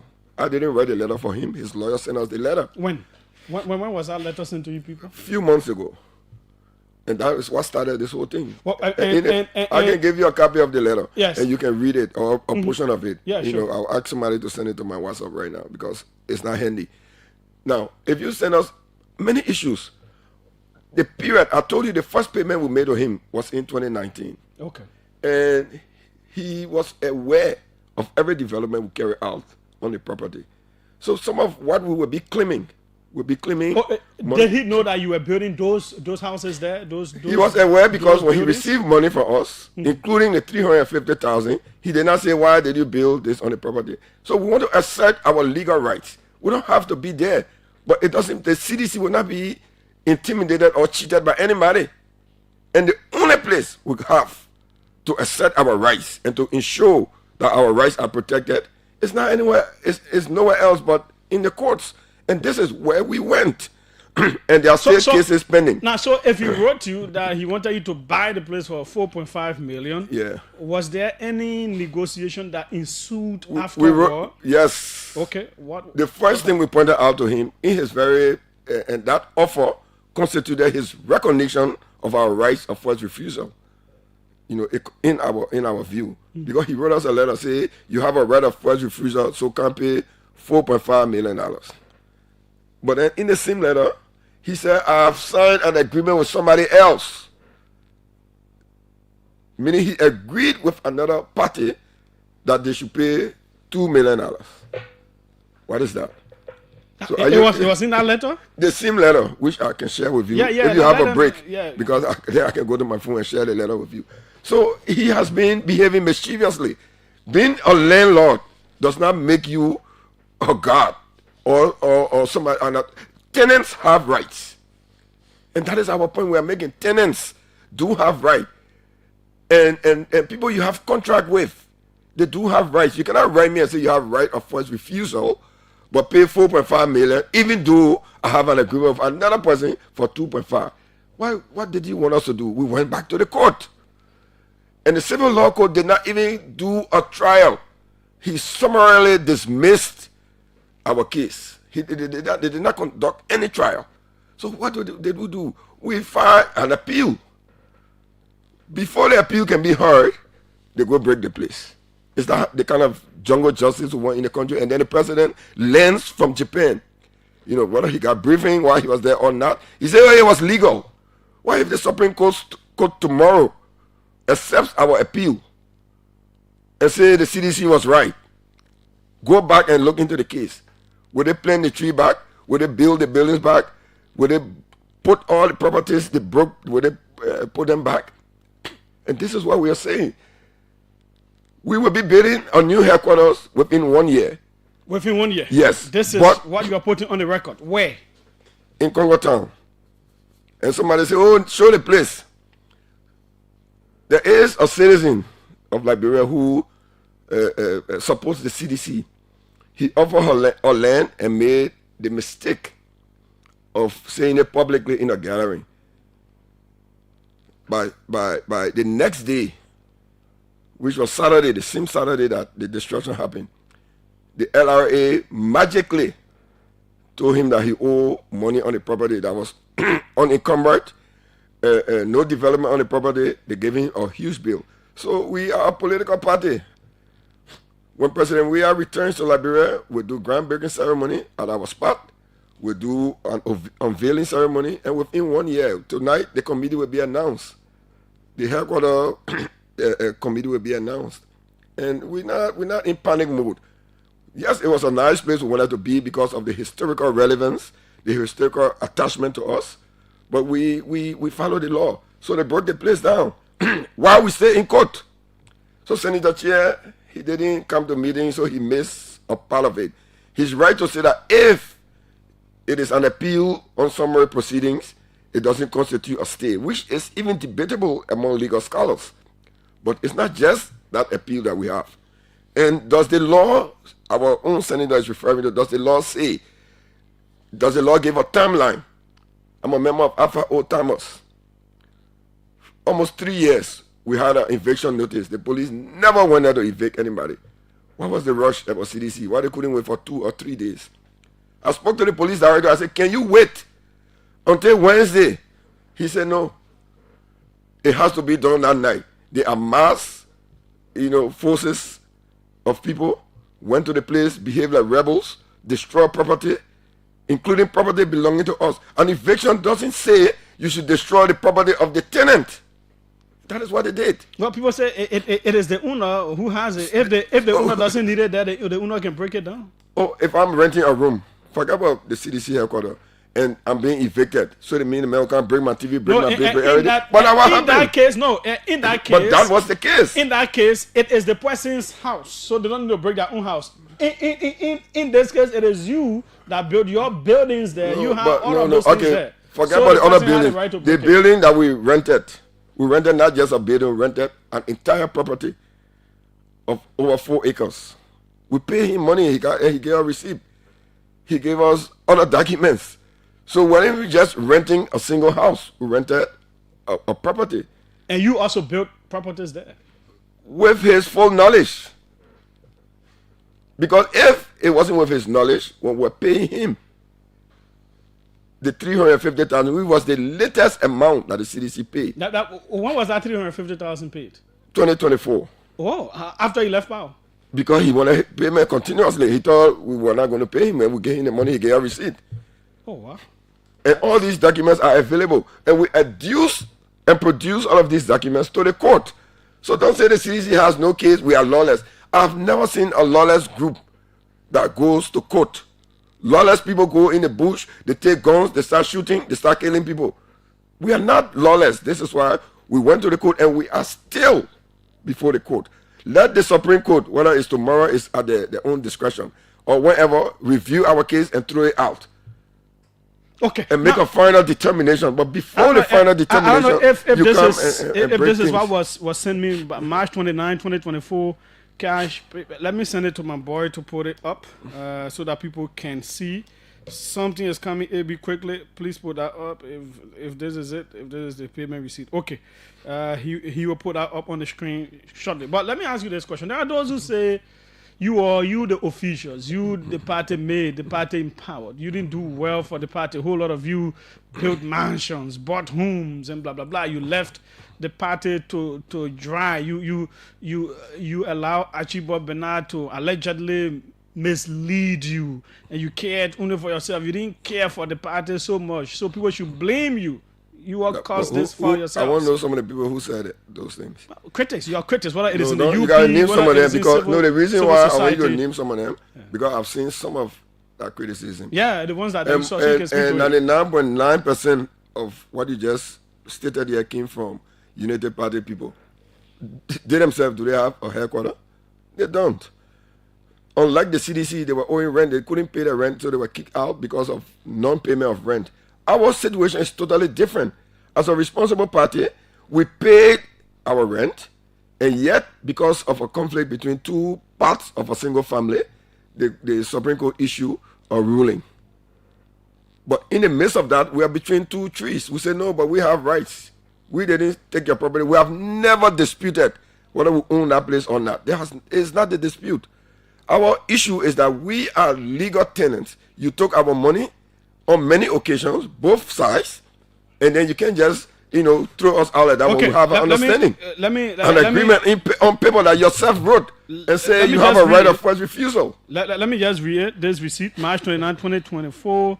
Cash payment received from the Congress of Democratic Change, CDC, the cash amount of United States $360,000 via or through deposit in the account of the undersigned meeting with International Bank Liberia Limited, representing the negotiated renter, blah, blah, blah, blah, blah, this January 2018 to December 31, 2023, for the possession, use, and occupancy of the premises subject of and after the rendition of final judgment by the Supreme Court of Liberia in the below caption case. Blah blah blah blah blah blah blah. So you pay, but it says after the rendition of a final judgment by the Supreme Court of Liberia. So the final judgment came and went against you.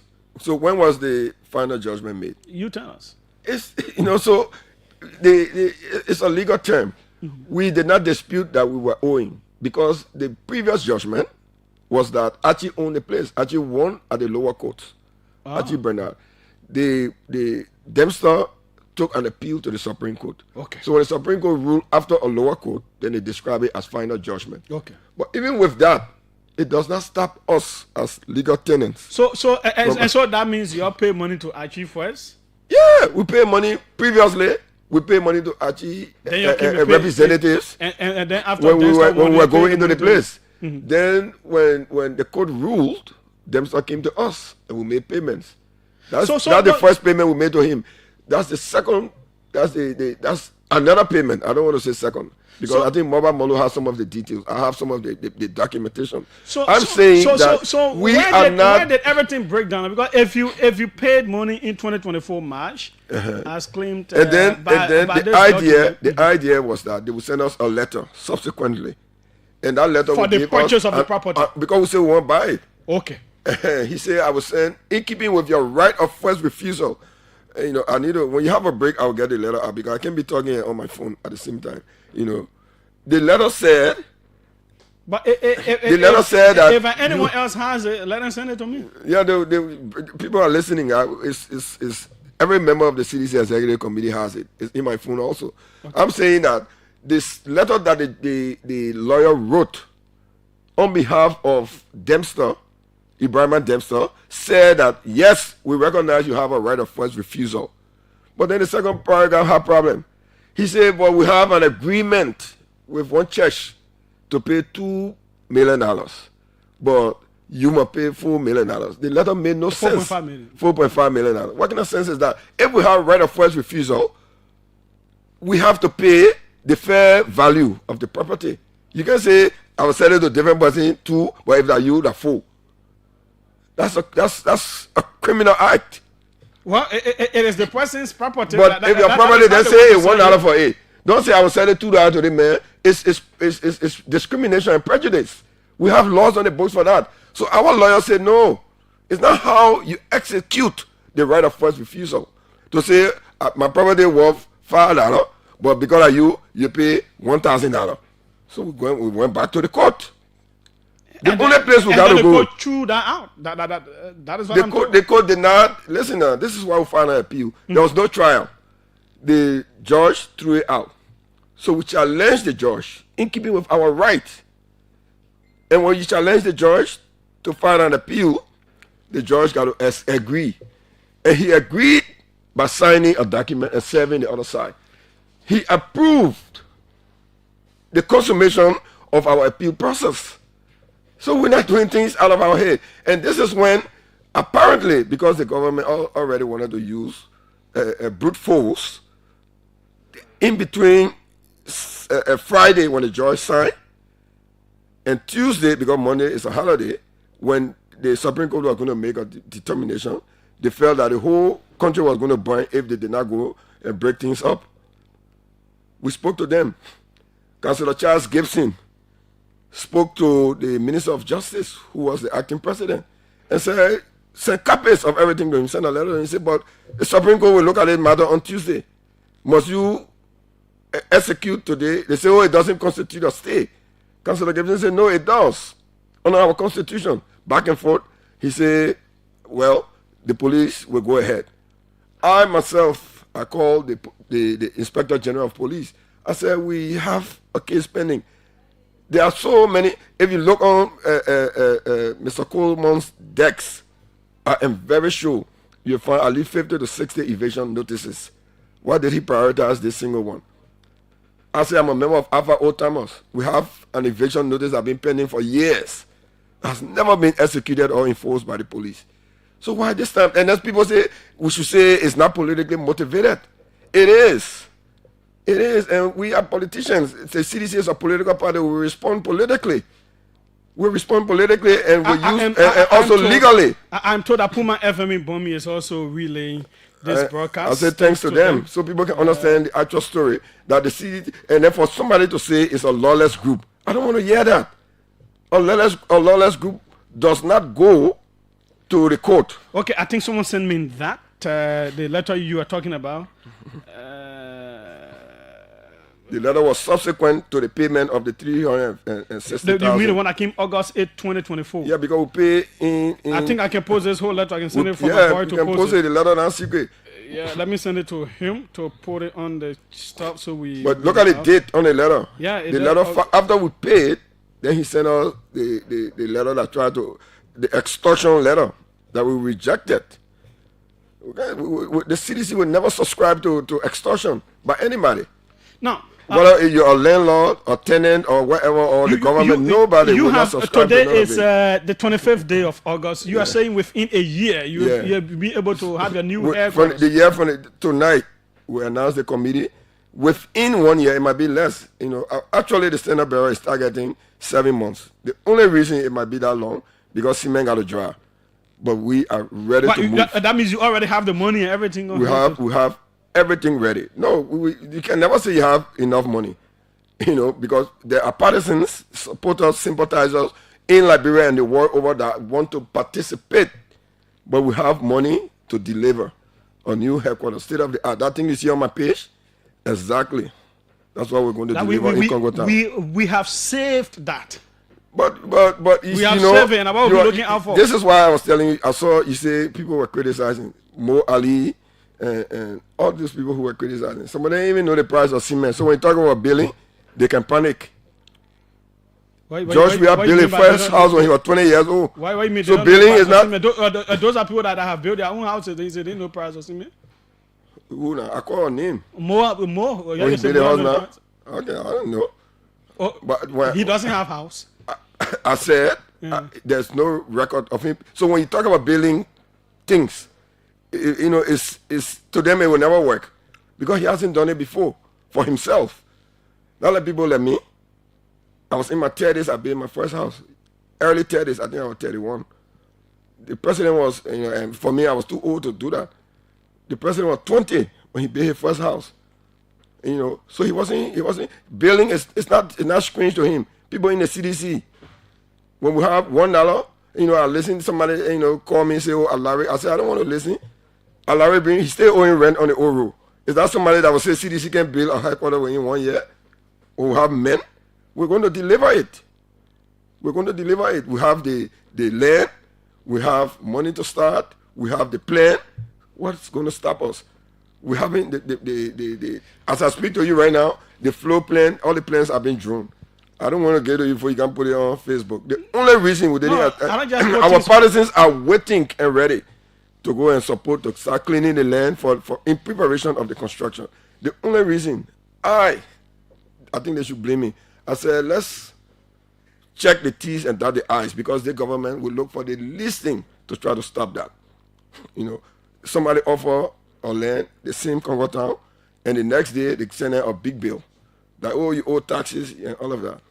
Seriously? Yeah, but we pay the taxes. So what we're going to do now is not just a national headquarters. We're going to be headquarters in every county, not within 1 year, because we want to prioritize the national headquarters. You doing the national headquarters in Congo Town in 1 year. Within 1 year. But the it might be earlier than 1 year. The county some will happen within a year because right after we start this project, President Weah is going on a nationwide tour.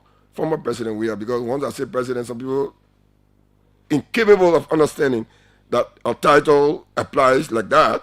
Like a former ambassador is still an ambassador. Former president is still a president. Still named as such. Doesn't mean you hold the position, but for the sake of not being confrontational, former President Weah and the standard bearer of the CDC will immediately start his county tour.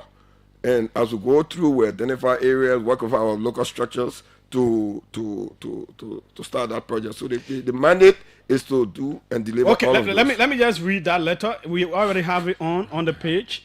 August 8, 2024, Mr. Jangako, blah, blah, blah. There, Mr. Kowo, in keeping with our telephone conversation. This is from J. Johnny Momo and Associates, Legal Chambers.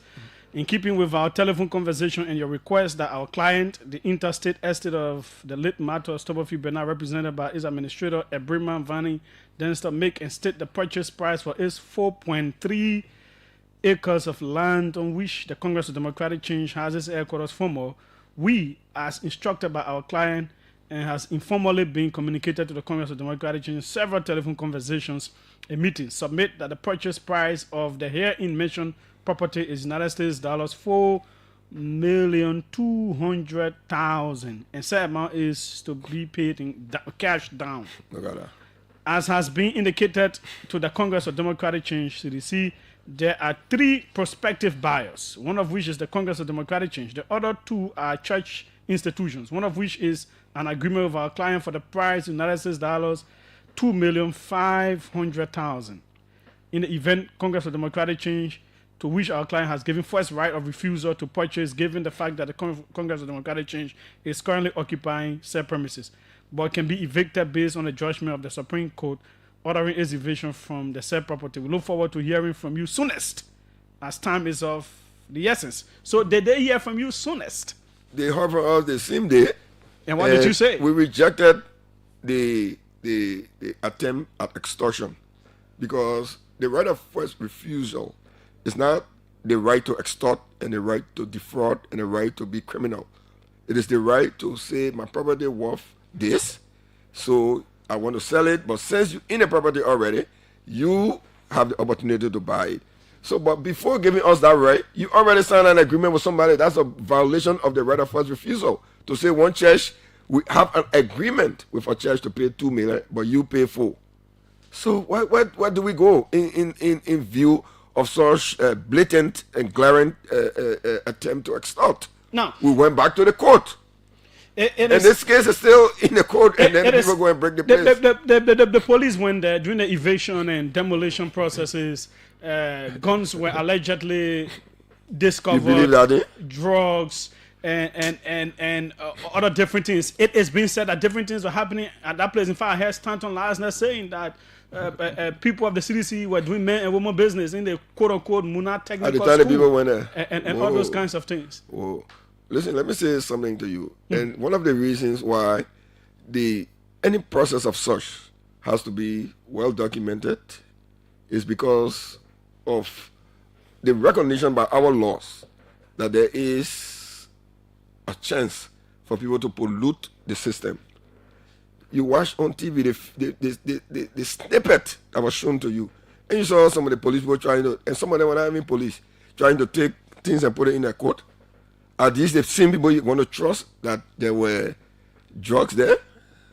When they went there, did they conduct a proper search? Was Mr. Jangako present? Because he was the one who should have been served.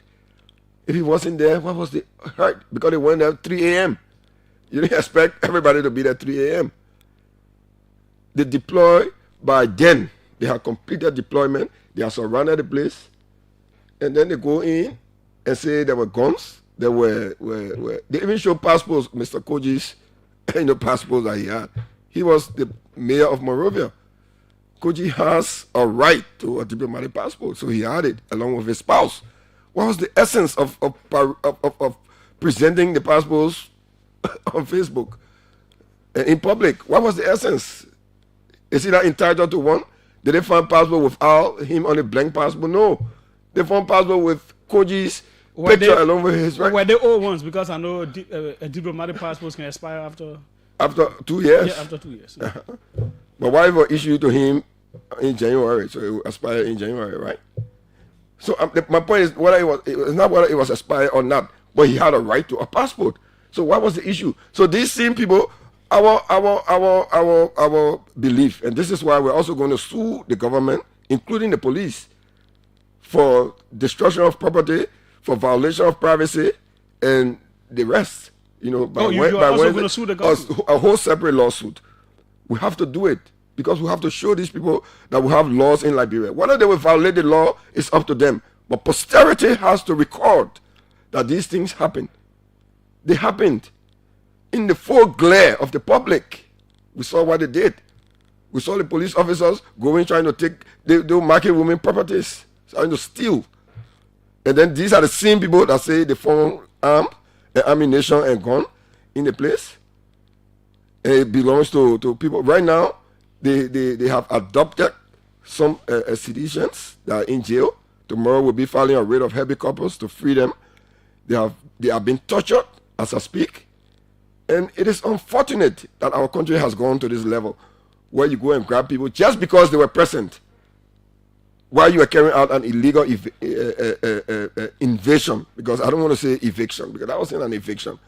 And you grab them, and today they are torturing them. What usually happen when they go to evict and they meet people there? What do they do with them? Like nothing. You go, you present. If they were to follow the law, the rule, you present the notice to whomever is at the property, particularly the head, which in this case would mean Jangako. They did not do that. And even if, as you present, there is refusal, you don't carry arm, man. You have to take your returns. The sheriff has to take his returns to the back to the court to say, I want to enforce this eviction and I met resistance. That's the first step. Before the court can determine what force or what support it needs. Did that happen? Well, according to the police, they were written by the court to But I'm saying, but was it the right way? Was it the right way? Because they did not go, they did not file a return, they did not present any eviction notice, they did not serve any eviction notice. They were serving at the same time, breaking down things and beating people. That's not how an eviction is done. And people are laughing. They say, "Oh, it's CDC." Look. Let me say something to you.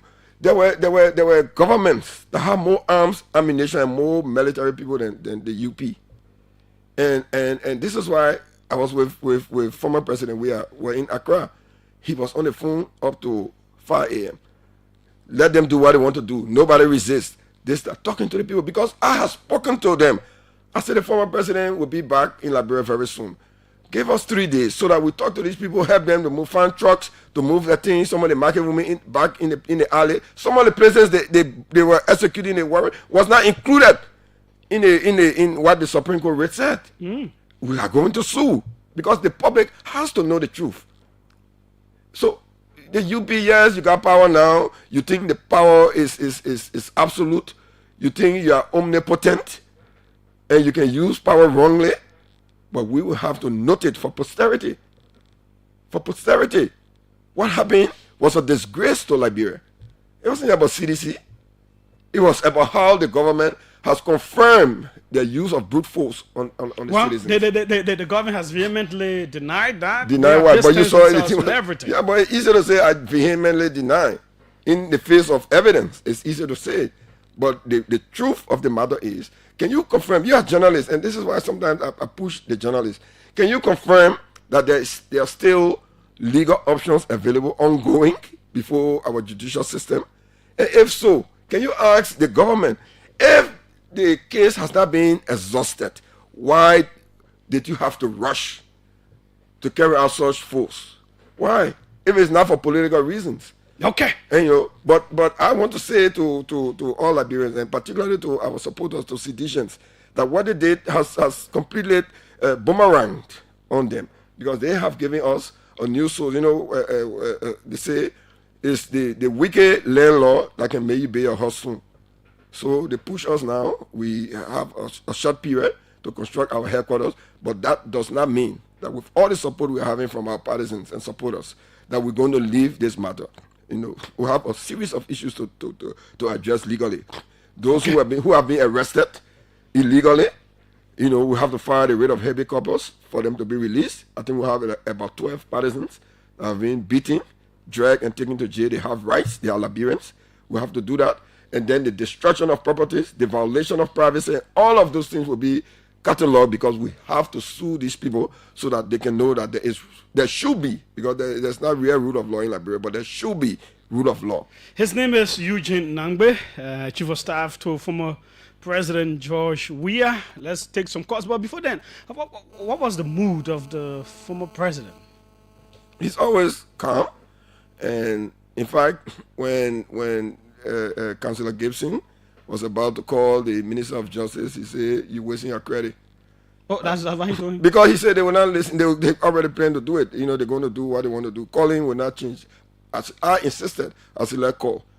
The acting chairman of our party, Janga Kowo, he called some of the ministers, to call Kofi Wood, all they spoke. I'm not sure of that because I wasn't there, but he told me that.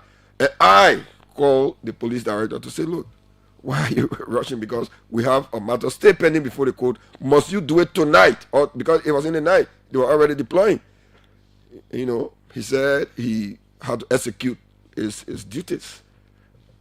His duties were so urgent that if he didn't execute it, the whole country was going to burn the next day, and Liberia was going to be erased from the map. It was a nuclear situation, so they had to do it, and they did. Okay. Now their lawyers will show up in court tomorrow. Okay, so we so for the same case for which they destroy properties. What is that? Okay, 777-700-995, 555-995-995. Hopefully we can have here again to talk national matters. The CDC matter took the whole time because of the sick. National matter. No, but the time feeling, I can get you one more hour next time when you are available. Okay. Yeah, I will be okay.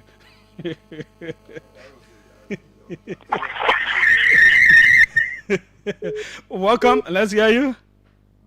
Good afternoon, Julius. Yes, quickly. Jefferson did a call for this. It's a sad day in our country. For the country's security to add a gangster to go in a political party headquarters all night to go invade. It's a sad day in our country. And I've seen the party people celebrating just say they have succeeded or solved any problem in Labrador. But I can say the CDD leaving some of us. I don't care if anyway, if that one room CDD occupied to be their headquarters, some of us will support that process or to be a new party headquarters. They have not done nothing. How much you willing to give? No, we just want to see the people to do the groundbreaking. Okay, once they do the groundbreaking, then that's it. Let's come on this end. Freedom FM is also relayed. Thanks to them, we are relayed in Bonn. We are relayed in Bombay. On Puma FM. So I know there may be other stations across the country. Welcome. Let's hear you. Julius, how are you? I'm fine. Quickly. Musa Kone is my name. 1,000,000% sedition.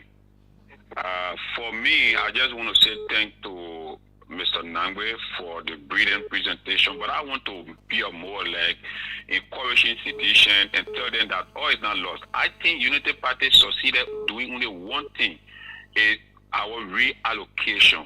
How we reallocate the budget now we are using to build new party headquarters. We have used that money for different reasons, but we now have to do some adjustment to use it to build the new headquarters. But they will not be successful in demoralizing CDC and sedition. We are even more resilient than ever before. I just want to encourage sedition. A happy human being can die. What happened should serve as a strength for each and every one of us and be united to move forward. Thanks so kindly, Musa. Thanks so kindly. Let's go international. Let's see who's on this end. Welcome. Let's hear you. Good afternoon, Julius. Reverend Gibson, and I call from Paris. Good afternoon, Honorable Nangbe. How are you? You know, when this thing happened, the joy from sedition, it was like that was a new day. But very, very unfortunately, those who are supposed to be happy, they are the ones getting angry at sedition. You broke the party headquarters down, you demolish everything, sedition are rejoicing, and you are angry. So I don't know what the problem is. But I would have loved you to actually focus on our new party headquarters. For the record, I gave every support to this party headquarters. On my page, and I will be checking how the CDC will contact me to get the 100 bags of cement. Oh, you say you giving 100 bags of cement? Yeah, 100 bags. The man say you got money. You should make it 200 bags. Okay, thanks so kindly, Frank Gibson. Let's take media man. Oliver Kind, welcome, and thanks for relaying, for suspending your own show and relaying. Go ahead. Thank you. And let me say this to our people following, especially from the media perspective. So I saw a deputy at the Liberia Broadcasting Corporation. I mean the LBS. D-Flow was celebrating. And he said, "Mission accomplished." A media man. He's saying mission accomplished after covering what is believed to be a controversial invasion. So the state broadcaster is now appearing to be an auxiliary of the ruling establishment. How are we journalists portraying ourselves, especially from the media landscape? The state broadcaster should be an independent institution for all. So if a state broadcaster reporter is announcing that mission accomplished with so much excitement, it shows how political this thing has been. Okay. All we can say is that our people in this country should remain law-abiding, let the CDC follow the due process, and we are grateful that they did not resist. And we are hoping that in the end, the legal proceedings that are expected to happen will be done in a more fair and transparent way. Thank you, Julius. Thanks so kindly as well for your call. Welcome. Let's hear you. Good evening, Julius. Yes, go ahead. My name is Philemon Mago, and I join you from the Japan Freeway. Let me say good evening to Mr. Nambo in studio. Mr. Nambo, thank you for elaborating well. But what becomes of the common citizen that lost their property, lost their goods? You are talking about building a new headquarters. That's fine. But what becomes of the common citizen that lost their property, lost their goods? Some of them don't even have a place to sleep right now. Okay. What are you guys going to do about that? What becomes of them? Let's take a few more. We'll have to give him like 4 or 5 minutes to wrap up. Go ahead. Let's hear you. Thank you, Julius. How are you? I'm fine. Who am I speaking with here? You're speaking with Kalasco. I call you from Accra. Go ahead. Well, thank you so much for the opportunity, Julius. And, like I said to somebody this morning, I said it was a blessing in disguise. This is a blessing in disguise for us because I've been receiving. Hello, Julius. Yes, go ahead. We don't have enough time. Oh, okay. Thank you. I've been receiving a lot of different calls and different people that have been sending me messages that were never a member of the CDC, but because of what transpired, they said, they will be a part of the process and they even contributing quickly to the process. Well, let me say something, Julius, before I go.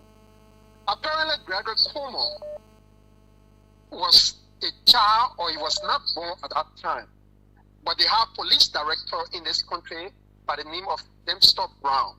Mr. Nangbe there know the person very well. And they have police director in this country. No, it was not Dempster Brown. Dempster Brown I think Ibrahima Dempster or something. Dempster. Oh, Vanny Dempster. Okay, Dempster. yeah. Sorry, Vanny Dempster. Thank you. And they were here. But today, Gregory Cuomo has portrayed himself as the standard bearer of the Unity Party that is going about violating and taking the man is a police officer. He is implementing the law. That's his role that he is playing. No, it's not just implementing the laws, because you can be speaking from both sides of your mouth, Julius. Okay, thanks. So kind of worried that Sekou because of time. Sorry. Let me go to Belgium. There is someone on this line. Welcome. Let's hear you. Hello, Julius. There's a direct call. Sorry, let me take the direct one that comes in from the US on the same line. They knock you off the WhatsApp one. Go ahead, let's hear you. Yes, hello, Julius. My name is Michael Gilman, and I'm calling from Detroit, Michigan. I'd like to say thanks to the Honorable Eugene Lambert for his deliberations, and thanks to His Excellency President Weah for his steadfastness in calling on Tunisians and Liberians to remain calm in this process. I'd like to state here as Chairman and CEO for the Concerned Liberian Network. My organization have begun to raise. Hello. Have begun to fundraise for. Yes, hello. Can you hear me? Yeah, you can just go ahead quickly. Yeah. Okay. Again, thank you very much. These are the records for the United States. My name is Michael. No, we got you. We got you. You can. Sorry, I know what's happening. You were listening directly. Yeah. Let's see who's right here. Let me squeeze you in for 30 seconds. Go ahead. Let's hear you. Yes, hi. How are you? How you doing? I'm fine. What's your name? So my name is Joseph Sydney, calling for the United States. I do have a question for the. Yeah. Yeah.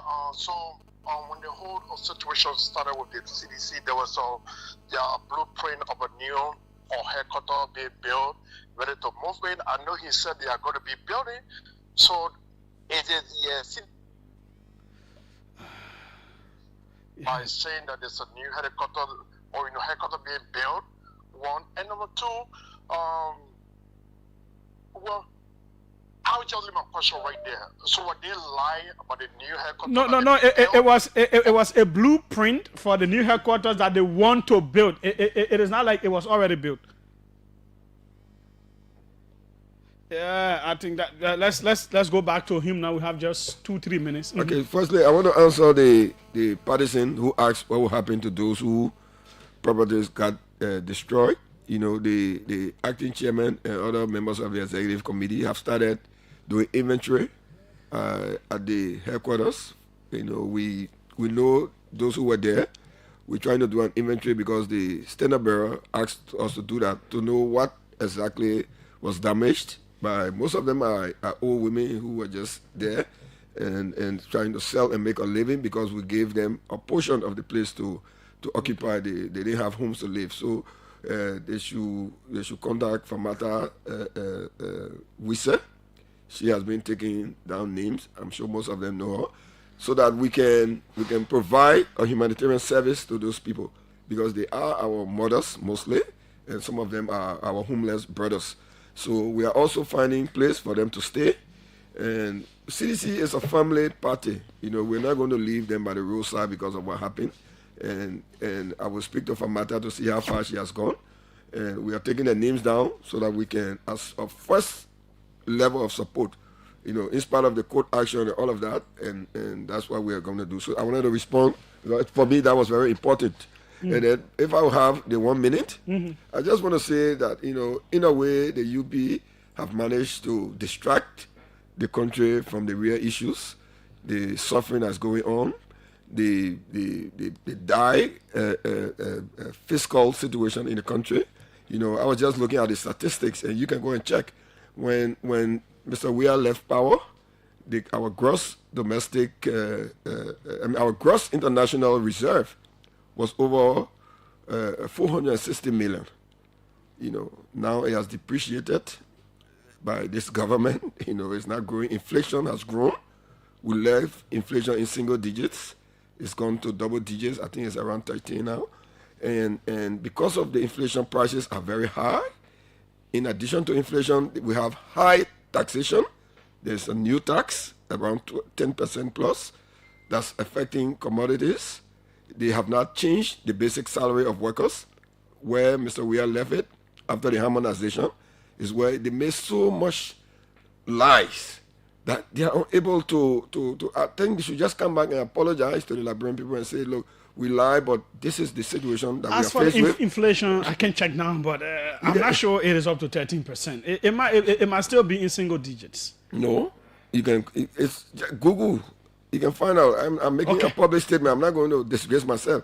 You know, inflation has gone up from what we left it, and to double digits now, and that's the reality. And you can check our national reserve. Where is it now? Okay. The gross and international Mr. reserve. No, these are the indicators. Yeah. But anytime, I take that 1 minute. No, it